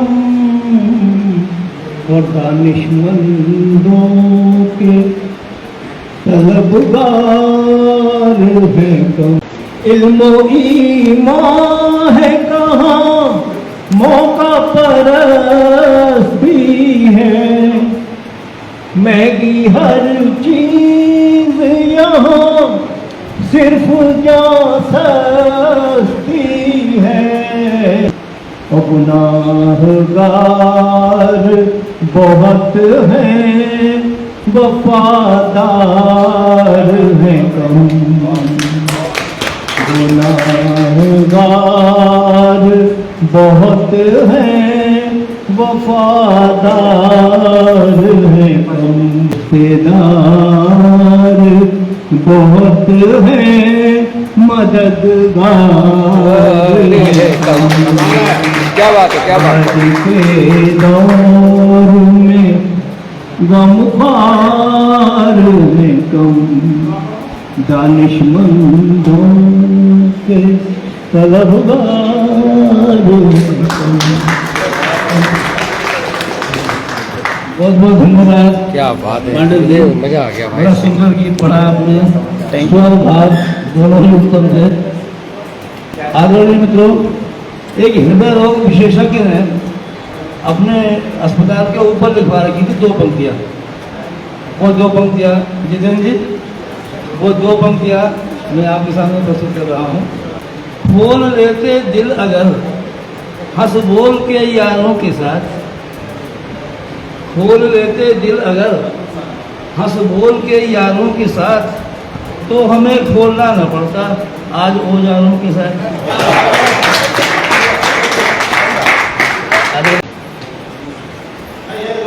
आई क्रांति घर घर, आई क्रांति घर घर, व्यस्त सभी फोन पर, आई क्रांति घर घर, व्यस्त सभी फोन पर, घर घर होने लगे प्रसारण देखिए, प्रसारण देखिए, घर घर होने लगे प्रसारण देखिए। सास कहे बहू सुनो, सास कहे बहू सुनो, बहू कहे आप सुनो, सास कहे बहू सुनो, बहू कहे आप सुन, चाऊ चाऊ काऊ काऊ हुआ रण देखिए, हुआ रण देखिए, चाऊ चाऊ काऊ काऊ उच्चारण देखिए। बेटा फंसा पाटन में तो, बेटा फंसा पाटन में तो बापू फांसे खाटत है, बेटा फंसा पाटन में तो बापू फांसे खाटत है। अमन का खुले आम हरण ये देखिए, चरण ये देखिए, अमन का खुले आम हरण ये देखिए। मुन्ना झूठा गेम पर, मुन्ना झूठा गेम पर, पढ़ाई के नाम पर, मुन्ना झूठा गेम पर, पढ़ाई के नाम पर, भटकाते चलचित्र आचरण देखिए, भटकाते चलचित्र आचरण देखिए। रूखी हुई माँ की रोटी, रूखी हुई माँ की रोटी, ऑनलाइन पिज्जा का, रूखी हुई माँ की रोटी, ऑनलाइन पिज्जा का। शोध का विषय यह क्या कारण देखिए, शोध का विषय यह क्या कारण देखिए।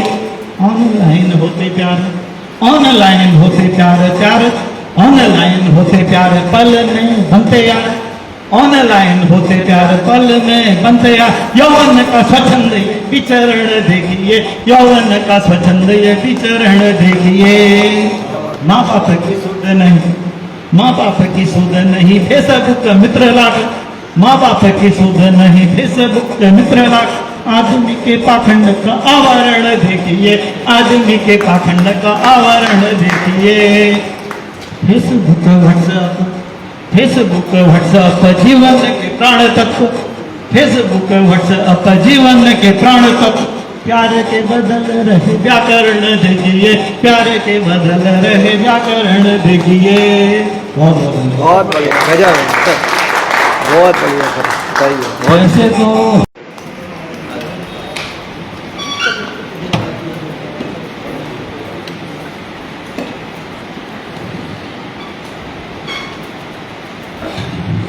एक बार एक बच्चा तीसरी क्लास में पढ़ता है, फर्स्ट और सेकंड फर्स्ट डिवीजन से पास होता है। कविता ही है, कविता का ही भाग है। तो जब तीसरी पास होता है तो एक बालिका का एडमिशन होता है फोर्थ क्लास में डायरेक्ट।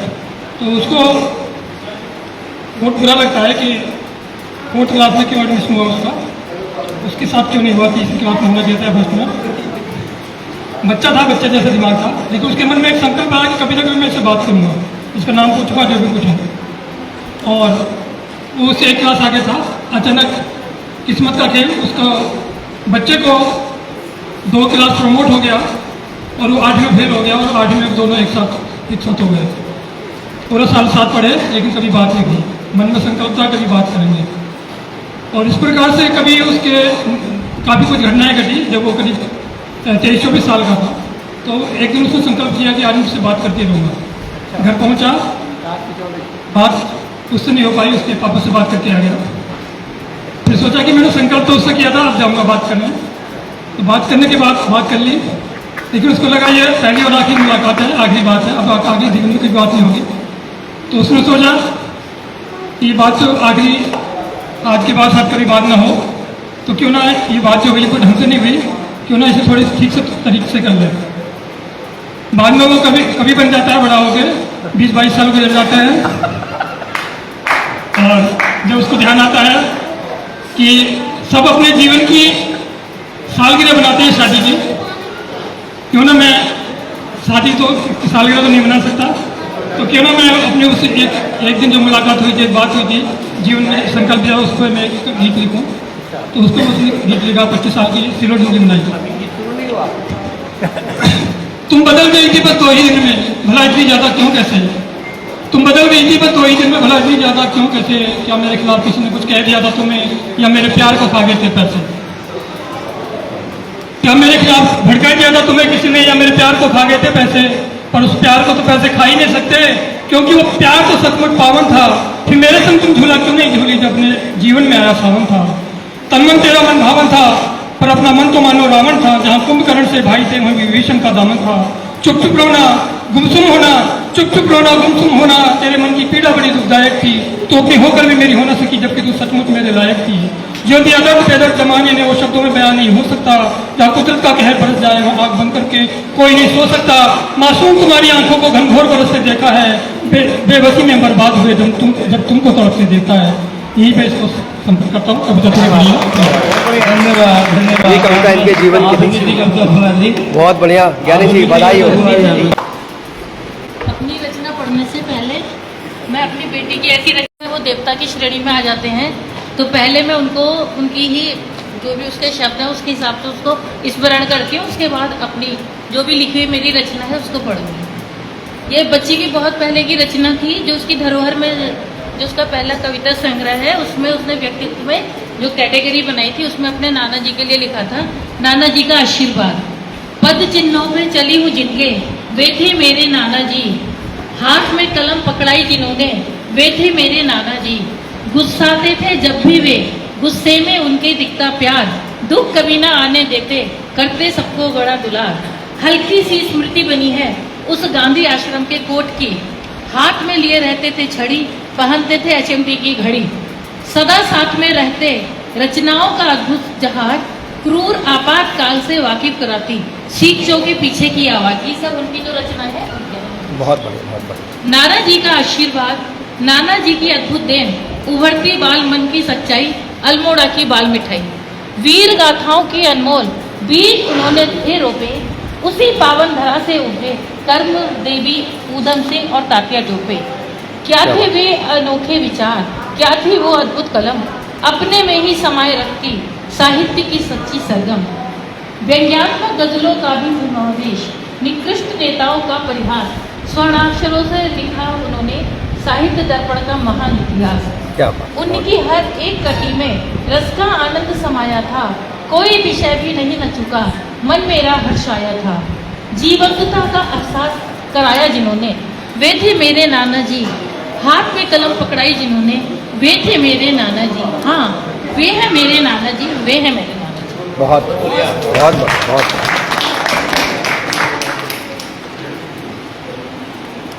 एक ऐसी कविता मैं सुना रही हूँ, अनुभूति मैंने इसको शीर्षक दिया है। जिस समय मैं हल्द्वानी में थी और मुझे पता लगा कि मेरे पिताजी इस नश्वर शरीर को छोड़ करके चले गए हैं, तो उस समय की जो मेरी मनस्थिति थी उसको मैंने लिखा। जिस समय मृत देह घर में होती है तो एक तेल का दीपक जलता है, तो उस तेल के दीपक की जो कहना चाहिए कि जो उसकी एक छाया सी है, वो जो चिकनाई है वो अभी भी उस कमरे में, तो उसको लेकर के मैंने इस कविता को लिखा है। और अपने पिताजी की जो भी मेरे प्रति भावनाएं थी या मेरे पिताजी के प्रति भावनाएं थी वो लिखने का प्रयास किया। ध्यान समझिए।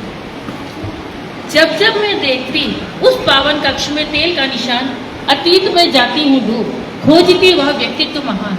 यही इसी जगह पर रखा था उनका पार्थिव शरीर, नश्वर देह का त्याग, वेदता हृदय पर जुटती।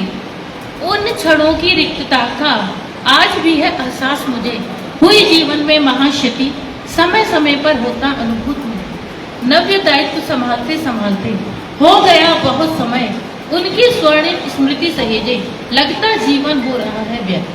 फिर मुझे ऐसा लगता है कि ऐसा सोचना कुछ समय के लिए तो उचित है, लेकिन जो उन्होंने काम छोड़े वो मुझे करने हैं। फिर मेरा मन में बदलाव आया, पुस्तकों की अमूल्य धरोहर से घिरे पाती हूँ खुद को तत्काल, बनती अनुभूति से अभिव्यक्ति, भाव बनते मुख से वाचाल। पाती हूँ अपने इर्द गिर्द उस पावन अशरीरी आत्मा को, पूरे करने हैं उनके कुछ सपने, निभाने हैं दायित्व मुझको।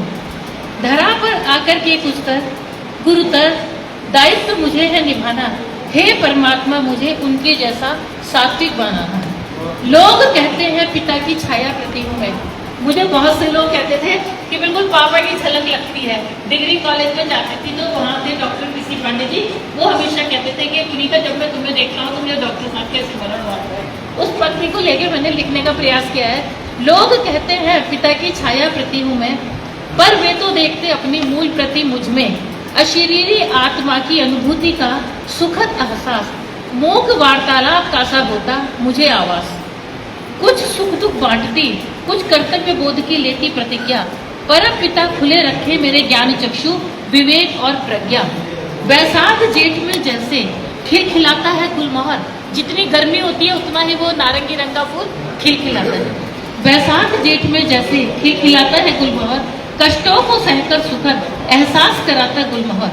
ऐसा ही जीवन चाहती, ऐसा कर्तव्य बोध दो मुझको, शायद यही हो सच्ची श्रद्धांजलि पुत्री की पिता पुत्री के। जब जब मैं देखती उस पावन कक्ष में तेल का निशान, अतीत में जाती हूँ खोजती वह व्यक्तित्व महान, खोजती वह व्यक्तित्व। क्या बात, क्या बात, क्या बात, बहुत बढ़िया, बहुत। आदरणीय मित्रों, अब कवि गोष्ठी बहुत ऊंची शिखर पर पहुंच गई है, जहाँ की आनंद ही आनंद है और समापन के चरण में भी है। मैं अपने आदरणीय मित्र श्री कटियार जी, जो हमारी संस्था के अध्यक्ष भी हैं, उनको आमंत्रित करता हूँ। बहुत बहुत धन्यवाद डॉक्टर साहब को। और हमारे मध्य उपस्थित नहीं है स्वर्गीय लक्ष्मी नारायण कुशवाहा जी, जिनकी संस्था सुचारू रूप से चल रही है इस काशीपुर में, सन 76 से चल रही है। उसके 3 स्तंभ हमारे पास मौजूद हैं और इन्हीं के प्रयास से ये संस्था चल रही है। तो थोड़ा सा संस्था के पदाधिकारियों के बारे में थोड़ा जानकारी देना चाहता हूँ, ताकि सभी को पता चल जाए कि इसके पदाधिकारी किस कोट के हैं। हमारे मध्य उपस्थित हैं डॉक्टर यशपाल रावत जी, ये हमारे प्रधान संरक्षक हैं। पहले हमारे कोटनाला जी थे, वो अस्वस्थता के कारण उन्होंने डॉक्टर साहब को ये जिम्मेदारी सौंपी है, बखूबी निभा रहे हैं। उन्हीं के सहयोग से हम इस स्मारिका को मोचन कर पाते हैं, जिसमें पूरा सहयोग डॉक्टर साहब का रहता है। और हमारे मध्य उपस्थित नहीं है प्रमोद तोमर जी, वो इसकी सहभागिता में साथ देते हैं और हमेशा कहते रहते हैं जब भी मेरी आवश्यकता हो तो आप एक बार फ़ोन कर दीजिएगा। मैं उनका बहुत बहुत आभारी हूँ। हमारे मध्य में उपस्थित हैं हमारे संरक्षक डॉक्टर मधुर जी, कैलाश जी, सितारा जी चले गए हैं, और वेद प्रकाश विद्यार्थी भैया जी, ये हमारे संरक्षक हैं। और इन लोगों ने पता नहीं मुझ में क्या देखा है जो मुझे अध्यक्ष बना दिया है। हाँ, इतना जरूर है, मुझे जोड़ना आता है, तोड़ना नहीं आता है, सिर्फ जोड़ना आता है। और इस समय हमारे महामंत्री जी सोमपाल जी हैं, जिनकी आवाज़ से आप लोग को वाकिफ हैं। और उच्च कोटि की रचना करने वाले हमारे उप मंत्री जी हैं भरद्वाज जी, सुरेंद्र भरद्वाज जी को आपने सुना है। हाँ, आज हमारे प्रचार मंत्री जी उपस्थित नहीं हैं, प्रतोष मिश्रा जी, वो सूर्या के मैनेजर हैं, डिवीजन मैनेजर हैं और वास्तव में बहुत ही अच्छे नेचर के हैं। आज पता नहीं क्यों नहीं आए होंगे, सोमपाल जी को पता होगा। आज विवेक की तबीयत खराब है, बहुत है, विवेक की तबीयत खराब है मानस की। हाँ, एक विवेक जी है हमारे साथ जसपुर से जुड़े हुए हैं और बहुत ही सहयोगी हैं।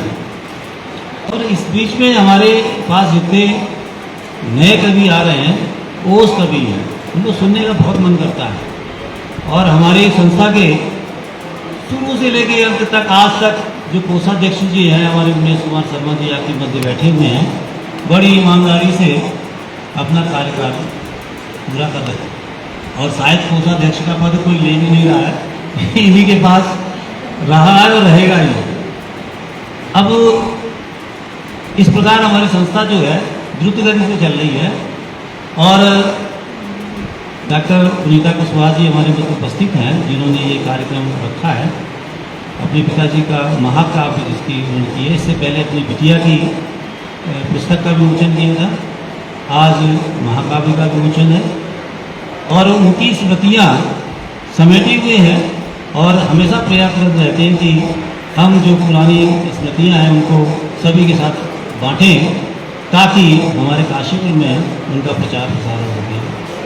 उनकी धर्मपत्नी सावित्री देवी जी यहाँ उपस्थित हैं और हमेशा कार्यक्रम में उपस्थित रहती हैं। इनका बड़ा सहयोग है। हम परमपिता परमेश्वर से प्रार्थना करते हैं कि इनको दीर्घायु रखे ताकि हम लोगों के ऊपर इनका आशीर्वाद बना रहे। इन्हीं के साथ सभी ने अपनी अपनी रचनाएँ सुनाई। ओस कवि, वीर रस, तंज कसे, लेकिन अपने ऊपर किसी ने नहीं सुनाई। हमें कैसा बनना है ये किसी ने नहीं सुनाया। तो मैं प्रयास करूँगा कि हम अपने ही ऊपर ही सुना लें। हो सकता है आपको पसंद आए या ना आए। सभी तो देशभक्ति कविताएं और सब सुनाते ही रहते हैं। अब हमें क्या करना है? वैसे हम तो आज बड़ी कविता सुनाने की मूड में डॉक्टर साहब ने कहा था 2 मिनट या 3 मिनट की सुनाओ, तो हम प्रयास करते छोटी सी रचना सुनाएंगे। करके कर्म अच्छे मैं दुनिया छोड़ जाऊंगा, करके कर्म अच्छे मैं दुनिया छोड़ जाऊंगा, दिखा के राह सबको, दिखा के राह सबको मैं एहसास छोड़ जाऊंगा, करके कर्म अच्छे मैं दुनिया छोड़ जाऊंगा। सबने दिया जो साथ मेरा उसे कैसे भूल पाऊंगा, सबने दिया जो साथ मेरा उसको कैसे भूल पाऊंगा। हर सांस में मैं तेरा गुणगान करता जाऊंगा, हर सांस में मैं तेरा गुणगान करता जाऊंगा। सौगंध तेरी यादों की, सौगंध तेरी यादों की दिल में बसा के जाऊंगा, करके कर्म अच्छे मैं दुनिया छोड़ जाऊंगा, करके कर्म अच्छे मैं दुनिया छोड़ जाऊंगा। बहुत बढ़िया। स्पीकर कह रहा है कि अगर काव्य गोष्ठी आधा घंटे और चली तो मैं आपका साथ छोड़ जाऊंगा।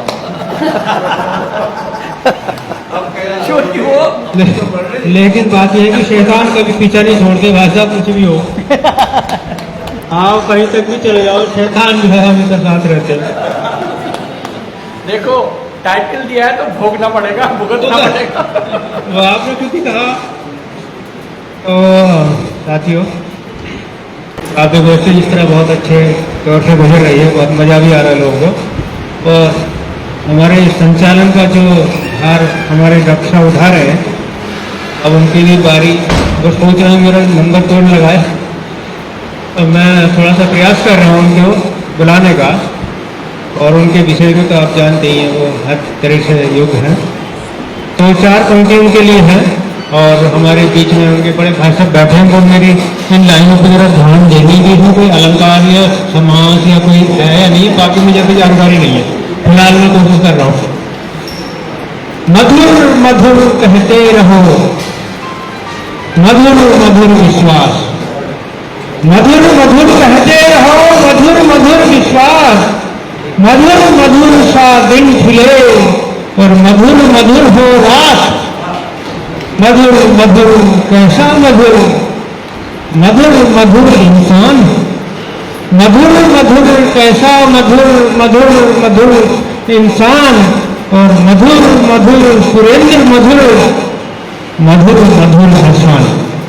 इन्हीं पंक्ति भाग में डॉक्टर गोविंद जी को बुलाया, जो मेरे बहुत बढ़िया करीब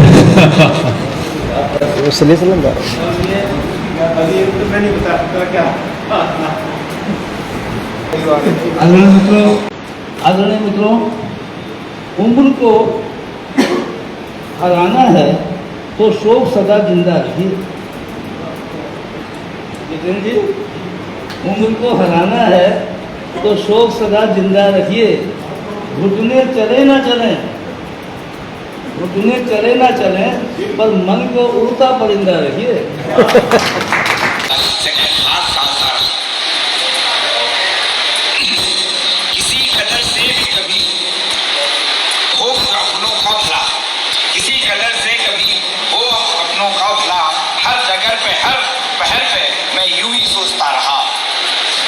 कोई सपना हुआ ना अपना, सब टूटे अपनों के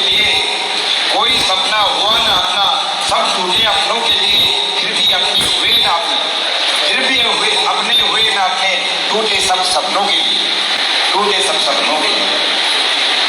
आज हर जगह पर ये दर्द सालता रहा, आज ये हर जगह पर ये दर्द सालता रहा, न जाने किस उम्मीद को मैं मन में पालता रहा, न जाने किस उम्मीद को मैं मन में पालता रहा।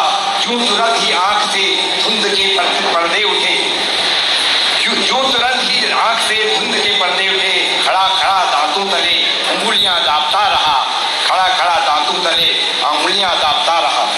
अवसाद के विभ्रम को मैं मन में हटा न सका, अवसाद के विभ्रम को मन से न हटा सका। अंतस के विध्वंस को समीप भी न ला सका। उजालों में जीकर कभी अंधेरा न मिटा सका। फूलों के जीने की ललक में मैं कांटे पालता रहा, फूलों के जीने की ललक में कांटे पालता रहा।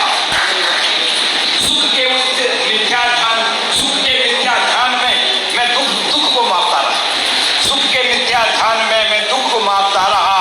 न जाने आशा किरण से कब हटे काली घटा। चिर प्रतीक्षा में पवन की उसी मृत्यु पर हार की। मैं जिंदगी भर आकाश ताकता रहा, मैं जिंदगी भर आकाश ताकता रहा। ताकते आकाश को ठोकरें खाई बहुत, न कोई भी बना सकी दिल को इतना दर्दीला, न कोई भी बना सकी दिल को इतना दर्दीला। ठोकरें ही राह की बता सके मंजिल कहाँ, ठोकरें ही राह की बता सके मंजिल कहाँ। ये सोच कर मैं ठोकरों पे पाँव डालता रहा। क्या बात है, बहुत बढ़िया। उम्र भर के सफर में उम्मीद की तलाश में, आस के सुख काल में मैं काल टालता रहा, मात्र एक जीत के वृथा मोह जाल में मैं हार कर हारा नहीं, मैं हार खाता रहा।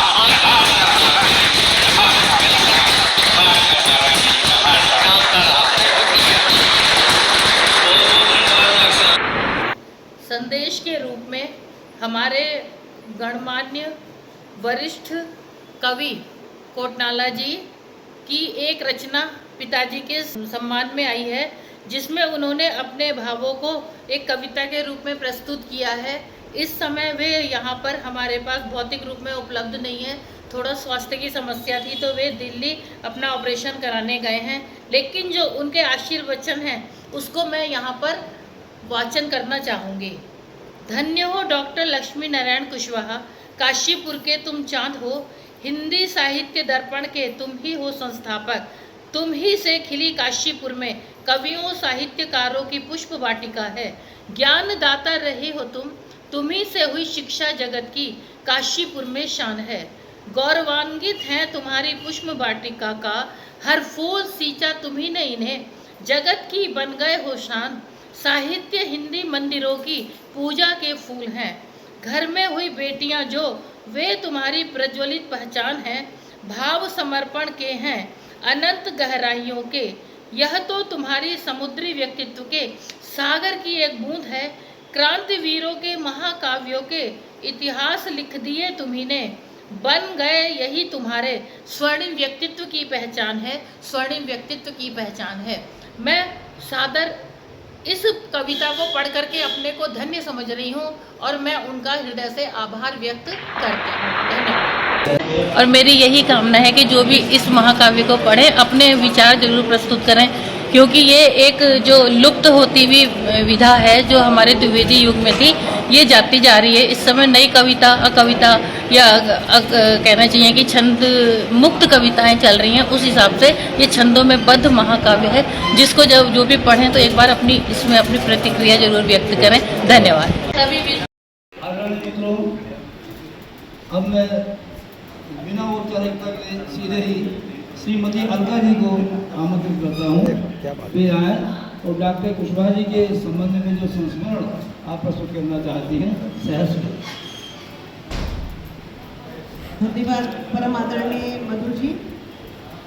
आज के इस लोकार्पण समारोह की काव्य संध्या के अवसर पर आज की कार्यक्रम की अध्यक्षता कर रहे डॉक्टर कुशवाहा जी, सम्मानित मंचासीन अतिथिगण, आज के कार्यक्रम में उपस्थित काशीपुर शहर के सभी बुद्धिजीवी वर्ग के यहाँ सम्मानित अतिथिगण और हमारे पत्रकार बंधु, आप सबका इस काव्य संध्या पर हार्दिक अभिनंदन, हार्दिक स्वागत है। इस कार्यक्रम में मेरी भागीदारी को मैं अपना सौभाग्य समझती हूँ और आज क्योंकि स्वर्गीय श्री लक्ष्मी नारायण कुशवाहा जी का जन्म दिवस भी आज शायद है 3 तारीख को है, इस अवसर पर ये काव्य संध्या कर रहा है। मैं अपने जीवन में अपने आप को बहुत खुश नसीब समझती हूँ कि मुझे गुरु के रूप में आदरणीय स्वर्गीय श्री लक्ष्मी नारायण कुशवाहा जी से एक शिष्य के रूप में ये मेरे जीवन की बहुत सुंदर, और मैं इसको पूरी ईमानदारी से बता रही हूँ आप सबके सामने, मेरे जीवन के विद्यार्थी जीवन के बहुत अस्मरणीय वो क्षण थे जब मैंने गुरु जी के पास, और आज से 36 साल पुरानी ये बात बता रही हूँ मैं, जब मैंने गुरु जी के पास इंग्लिश भाषा की शिक्षा ग्रहण की, जो सिर्फ हिंदी भाषा में ट्रेनिंग होने के साथ साथ सिर्फ हिंदी भाषा के इतने बड़े कवि, और उसके बाद जिस तरीके से इंग्लिश भाषा की उनकी कमांड थी और जितने ओजपूर्ण तरीके से, मैं आपको हूबहू जो मैं महसूस करती थी वही मैं आपको बता रही हूँ, जितने ओजपूर्ण तरीके के साथ, ओजपूर्ण शब्दों के साथ सर को सुनना, सर को समझना और उस माहौल में सर से शिक्षा लेना, मैं इस बात को संकोच कह सकती हूँ कि आगामी आने वाले मेरे जो विद्यार्थी जीवन के कुछ वर्ष थे, ग्रेजुएशन के, बीएससी के, उनकी जो मेरी आधारशिला रखी वो 2 सालों में रखी, 89 और 90 में जब मैंने सर से शिक्षा ग्रहण की। हम लोग हिंदी मीडियम के छात्र रहे, लेकिन सर ने मुझे जिस तरीके से इंग्लिश को पढ़ाया और मैंने पूरे जीवन में उन 2 वर्षों में जितने दिन से इंग्लिश को पढ़ा, उसके बाद मुझे बीएससी करना जो एक हिंदी मीडियम के छात्र के लिए बहुत मुश्किल चीज़ है। टोटल इंग्लिश मीडियम में बहुत मोटी मोटी किताबों को पढ़ना और एक सब्जेक्ट की कई किताबों को पढ़ना, तो सर से शिक्षा लेने के बाद थोड़ा बहुत मेरा भी कमांड भाषा पे बहुत अच्छा हो गया था और मेरे आने वाले 3 वर्ष उस समय बीएससी की बहुत सुगमता से वो करे, और वही मेरे जो ग्रेजुएशन के 3 वर्ष थे, आगामी जीवन के नींव रखने वाले वर्ष थे वो, जिसमें भविष्य तय होता है। बहुत सुगमता से मैंने वो छात्र जीवन में अपने शिक्षा को पूर्ण किया। आज तक उनके प्राइवेट शब्द शायद कोई भी ऐसा जाता होगा जो मैं कहीं चर्चा ना करती हूँ, और मैं और जो इस पीढ़ी के भी बच्चे हैं उनको बताती हूँ कि जो शिक्षा शायद हमने ग्रहण कर ली, उस स्तर की शिक्षा अगर हमारे बच्चे आगे भी ग्रहण कर सके तो निश्चित तौर पर माता पिता के साथ साथ उन बच्चों का भी सौभाग्य होगा। मैं तो कम से कम उन सौभाग्यशाली बच्चों में, छात्रों में रहूँ जब मैंने कुशवाहा जी जैसे व्यक्तित्व से उन 2 सालों में जो शिक्षा ग्रहण की है, और पूरे जीवन में इस बात की हमेशा आभारी भी रहूँगी कुशवाहा परिवार की, और जिस तरीके से पुनीता कुशवाहा जी ने उनके महाकाव्य को संकलित किया है, एकत्रित किया है, और आज इसका लोकार्पण भी होने जा रहा है। मैं पूरे कुशवाहा परिवार को हार्दिक शुभकामनाएं भी देती हूँ, और कहीं न कहीं हम समाज के प्रत्येक व्यक्ति का कर्तव्य है कि जो कुशवाहा परिवार की लेगेसी है, जो कुशवाहा जी बहू भी जिसको लेकर चल रही है पुनीता जी, उसमें हमारी भी भागीदारी बहुत ईमानदारी से होनी चाहिए। सर का व्यक्तित्व ऐसा था कि उनके विचार, उनकी रचनाएं जन जन तक पहुँचे, हम भी उसमें अपनी पूरी ईमानदारी से भूमिका निभाएंगे। आपने मुझे यहाँ बुलाया, उसके लिए बहुत बहुत धन्यवाद। एक बार पुनः मैं श्रद्धा सुमन समर्पित करती हूँ। धन्यवाद। बहुत बहुत धन्यवाद। तो दोस्तों, यहाँ पर अब कार्यक्रम की समाप्ति हो चुकी है और यहाँ पर हम कवियों से आज के कार्यक्रम के बारे में पूछेंगे। सर, थोड़ा सा बताइए आज का कार्यक्रम कैसा रहा? बहुत शानदार, बहुत बढ़िया, और विशेष रूप से आपकी कविता बहुत पसंद आई, इंडियन रेलवे। नहीं सर, हमारी कविता नहीं सर, आप अपनी कविता के बारे में बात कीजिए। सर, आज के कार्यक्रम के बारे में बताइए। आज का कार्यक्रम बहुत सुचारू रूप से चला जी, जिसमें कि आदरणीय श्रद्धेय कुशवाहा जी के द्वारा लिखित पांडुलिपि से उनकी बेटी श्री डॉक्टर पुनीता कुशवाहा ने एक पुस्तक का विमोचन किया। और उसके बाद जो कवियों ने अपनी अपनी रचनाएं सुनाई बहुत उत्कृष्ट थी और समाज को सीख देती हुई रचनाएं थी। आशा करता हूँ कि आइंदा भी ऐसी सुंदर सुंदर रचनाएं सुनने को मिलेंगी और बहुत बेहतरीन संचालन देखने को मिलेगा। बहुत बहुत धन्यवाद सर, थैंक यू। और यहाँ पर कैलाश जी हैं सर, आज के कार्यक्रम के बारे में अपने विचार बताइए। कार्यक्रम बहुत बढ़िया रहा। आज का कार्यक्रम हमारा जो है शुरू से आखिर तक मतलब ऊंचाइयों पर बना रहा लगातार। सभी कवियों ने बहुत सुंदर सुंदर रचनाएं पढ़ी, बहुत बढ़िया, जिनकी प्रशंसा हमेशा की जाएगी।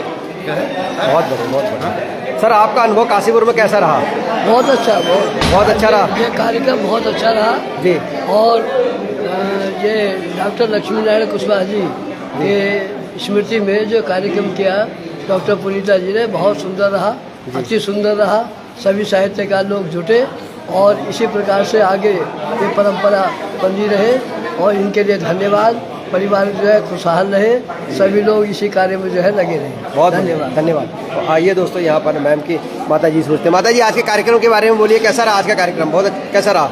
बहुत अच्छा रहा, मुझे तो लग रहा बहुत सफल रहा हमारा। बहुत सफल रहा कार्यक्रम, बहुत बढ़िया लगा, अच्छा लगा। अच्छा लगा। चलिए चलिए, बहुत बहुत सभी लोगों के सहयोग से ये काम बहुत अच्छे से। मैं तो पता नहीं क्या क्या। मैडम, आज के कार्यक्रम के बारे में थोड़ा बोलिए दो शब्द। बढ़िया लगा कार्यक्रम आज का। बढ़िया लगा, चलिए बहुत बहुत धन्यवाद। आइए यहाँ पर सर से पूछते हैं। भाई साहब, बताइए आज के कार्यक्रम कैसा लगा? आज के कार्यक्रम के बारे में। बहुत बढ़िया, अच्छा चला प्रोग्राम। अच्छा चला, बहुत बढ़िया, धन्यवाद। मैडम, आज के कार्यक्रम के बारे में मैम थोड़ा सा दो शब्द बताइए, कैसा लगा आज का कार्यक्रम? और आज का जो लोकार्पण समारोह था, आज का प्रोग्राम बहुत ही शानदार था। हमारे काशीपुर की एक बहुत बड़ा व्यक्तित्व स्वर्गीय श्री लक्ष्मी नारायण कुशवाहा जी की आज एक जो रचनाएं थी, महाकाव्य था, उसका लोकार्पण का कार्यक्रम था, जिसमें शहर के सभी गणमान्य व्यक्तियों ने बढ़ चढ़कर उसमें हिस्सा लिया है और काफ़ी शहर के काफ़ी कवियों की बहुत शानदार प्रस्तुतियाँ उसमें रही हैं। कार्यक्रम का बहुत आनंद लिया और बुद्धिजीवी वर्ग का एक बहुत अच्छा कार्यक्रम आज काशीपुर में देखने को मिला है। मेरी ढेर सारी शुभकामनाएं हैं आज जिसने भी अपनी प्रस्तुति दी है और उनके मैं उज्जवल भविष्य की भी कामना करती हूँ। बहुत बहुत धन्यवाद। गुरुजी, आज के कार्यक्रम के बारे में दो शब्द बोलिए। आज का कार्यक्रम बहुत सराहनीय रहा, क्योंकि काशीपुर की जो जनता है, जो समाज चिंतक है, जो वास्तव में विभिन्न पार्टियों से जुड़े हुए हैं, लेकिन उन्हें पार्टी नहीं, उन्हें समाज दिखाई दे रहा है। क्योंकि आज की जो सामाजिक वेदना है वह सभी लोगों को किसी न किसी तरह से वह यह सालती है, क्योंकि आज समाज में जो संस्कृति है, परंपरा है, मूल्य है, वह पूरी तरह से विघटन की तरफ बढ़ रहा है। और नई हमारी जो पीढ़ी है वह सभी यह अपने दायित्वों से मुखर होते हुए वह समाज का क्या पथ आलोकित करेगी, वह क्या पथ स्वीकार करेगी, इसको लेकर के सभी लोग चिंतनशील दिखाई दे रहे थे। तो यह कार्यक्रम आज बहुत सराहनीय रहा। Thank you sir. आइए सर, आज के कार्यक्रम के बारे में जो सर। मैं जितेंद्र सरस्वती हूँ। आज के इस कार्यक्रम का हिस्सा बनकर मैं अपने आप को गौरवान्वित महसूस कर रहा हूँ। डॉक्टर कुशवाहा जी की स्मृतियों की जो पुस्तक आज यहाँ विमोचन हुआ है, उसके लिए मैं उनके परिवार को और उनकी बिटिया को, पुनीता जी को बधाई देता हूँ, शुभकामनाएं देता हूँ और उम्मीद करता हूँ कि भविष्य में इसी तरह से आने वाली पीढ़ियाँ अपने पूर्वजों की धरोहर को पुस्तकों के माध्यम से समाज की दिशा देने के लिए प्रस्तुत करती रहेंगी। मुझे गर्व है, मुझे अपने आप पे गर्व है कि मैं इस कार्यक्रम का हिस्सा बना और डॉक्टर कुशवाहा जी को नमन करने का मौका मिला। बहुत बढ़िया, थैंक यू सर। तो दोस्तों, यहाँ पर अभी आपने देखा कि सभी लोगों ने आज के कार्यक्रम के बारे में विचार अपने व्यक्त किए हैं। दोस्तों, यहाँ पर अभी खास तौर से यहाँ पर कुछ रिफ्रेशमेंट और नाश्ते की व्यवस्था भी की गई है, तो वो भी हम आपको दिखा रहे हैं दोस्तों। और कार्यक्रम इस तरह से ये दोस्तों हमें समापन की। आइए मैम से एक बार बात करते हैं। मैम, आज के कार्यक्रम के बारे में बताइए, कैसा रहा कार्यक्रम आज का? मुझे ऐसा लगता है कि जो यहाँ पर कवि लोग आए थे, उन्होंने समसामयिक विषय को लेकर के कविताएं लिखी, क्योंकि वीर रस का महाकाव्य था, इसीलिए लोगों ने भी वीर रस से ओतप्रोत कविताओं को ही यहाँ पर सुनाया। और भी रस थे, और जहाँ पर जिन लोगों ने जो भी सुनाया, बहुत ही ये कहना चाहिए कि उनकी जो चयनित कविताएं थी उसमें एक अलग प्रकार का भाव था, जो कि कभी कभी हमारे मन को झकझोर भी देता है। इस तरीके के कार्यक्रम होते रहे, तो सबसे बड़ी बात है कि इतने साल बाद अपने पिताजी के 26 साल बाद जब ये महाकाव्य निकला है, तो एक जो परंपरा हमारी विलुप्त सी हो गई है वीर काव्य परिपाटी की, तो वो वीर काव्य परिपाटी की जो महाकाव्य है वो हमें देखने को मिलेगा। इसका जो शीर्षक है विस्फोट, विस्फोट इसीलिए विस्फोट है कि जब हम उसको पढ़ते हैं तो एक जो आज़ादी के समय जो बम का विस्फोट होता है, यानी कि हमारे हृदय में वो ढुक जाती है बात, वो बात हमें जो 16 इसमें विस्फोट में मिली है, एक ऐसे 80 साल के वीर के लिए मिली है कि जब एक अंग्रेज का जो गोली उनकी भुजा में लग गई तो उन्होंने अपने सैनिकों से कहा मेरी भुजा काट दो। किसी ने कहा कि भाई ये तो हमारे नेता हैं, हमारे नायक हैं, हम इनका कैसे काटें, तो उन्होंने खुद उस भुजा को काट के गंगा जी को समर्पित कर दिया कि इस भुजा को अंग्रेज के गोली ने स्पर्श किया है, इसलिए मैं अपने शरीर में नहीं रखूँगा। जहाँ इस तरीके के उद्गार हों तो अपने आप से हमारा जो है रोए से खड़े हो जाते हैं, रोकटे खड़े हो जाते हैं कि हमारे जो वीर जो कवि रहे, वीर जो हमारे नायक रहे, जिनके लिए इन्होंने लिखा, तो कितना मंथन किया होगा तब जा करके ये महाकाव्य मैम ये बताइए कि जैसे आज निकल करके आया है। बहुत बढ़िया बात मैम, आज की जो बेटियां हैं, आप जैसी बेटियां हैं जो अपने पिताजी को याद करते हुए इतना अच्छा कार्यक्रम कराती हैं, तो आज की जो बेटियां जो हिंदी खासतौर से साहित्य पढ़ रही हैं, हिंदी पढ़ रही हैं, उनके लिए क्या कहना चाहेंगे? उनके लिए मैं यही कहना चाहूँगी कि यदि उनके घर में इस प्रकार का नहीं भी है, कोई साहित्यकार नहीं है, तो हम यदि बारीकी से देखें, आस पड़ोस से देखें, तो हमें एक से एक नवीन साहित्यकार मिलेंगे। नवगीतों की कोई कमी नहीं है, बस कमी है तो हमारे दृष्टिकोण की, हमें उनको खोजना चाहिए और उनको मंच पर आगे लाने के लिए प्रयास करना चाहिए। चूँकि हम शिक्षक हैं, मैं शिक्षक हूँ, तो मैं जहाँ नए कॉलेज में गई हूँ वहाँ पे मेरी यही एक प्रकार की मेरी अंदर से इच्छा होती है, मुझे जिज्ञासा होती है कि यदि किसी बच्चे के अंदर थोड़ा सा भी टैलेंट है तो मैं जाकर के उससे कह देती हूँ कि बेटा तुम आके मेरे विभाग में मिलो, और जितना संभव होगा मैं उन बच्चों को आगे लाने का प्रयास करूँगी। क्योंकि मैंने अपनी बेटी के नाम से एक वो भी पुरस्कार भी रखा है, जिसमें नवोदित रचनाकारों को मैं पुरस्कार देती हूँ। उसी श्रृंखला में मैंने अनुश्री जी को भी दिया था, जो इस वर्ष हमारे बीच में नहीं है। उससे पहले अंशिका जैन को दिया था, उससे पहले मैंने श्रीमती जो वो मंजुला मिश्रा जी हैं उनको भी दिया था। तो मैं यही चाहती हूँ कि जो बेटियाँ हैं वे आगे आएँ, और जो नवोदित रचनाकार सम्मान मैं जिनको देना चाहती हूँ वो मैं उनको ढूंढ सकूं, जिससे कि मैं उनको सम्मानित कर सकूं, और जो ये हमारी परंपरा चल रही है वो इसी तरह से निर्वाह चले, विलुप्त ना हो।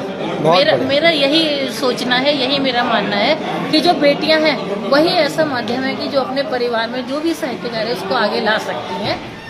बहुत बढ़िया, थैंक यू। दोस्तों, इस काव्य गोष्ठी में सोमपाल सिंह प्रजापति, कैलाश यादव, जितेंद्र कटियार, कवि विजय, मुनीश कुमार शर्मा, डॉक्टर यशपाल रावत, कमलेश कुमार, प्रियांशु कुमार, विजय प्रकाश कश्यप, हरीश पांडे, सुरेंद्र भारद्वाज, भोलादत्त पांडे, डॉक्टर सुरेंद्र शर्मा मधुर, गेंदा लाल निर्जन, डॉक्टर संतोष कुमार, वेद प्रकाश विद्यार्थी, विशु शर्मा, आरती कुशवाहा, अर्चना मौर्य कुशवाहा, अनन्या मौर्य, विश्वास कुशवाहा, शुभम लोहनी, डॉक्टर सुभाष चंद्र सिंह कुशवाहा, नवीन सिंह बिष्ट, अलका पाल, जितेंद्र सरस्वती, शेष कुमार सितारा जी, ज्ञानेंद्र जी, डॉक्टर अजीता दीक्षित, डॉक्टर अजय प्रकाश दीक्षित और डॉक्टर पुनीता कुशवाहा आदि उपस्थित रहे।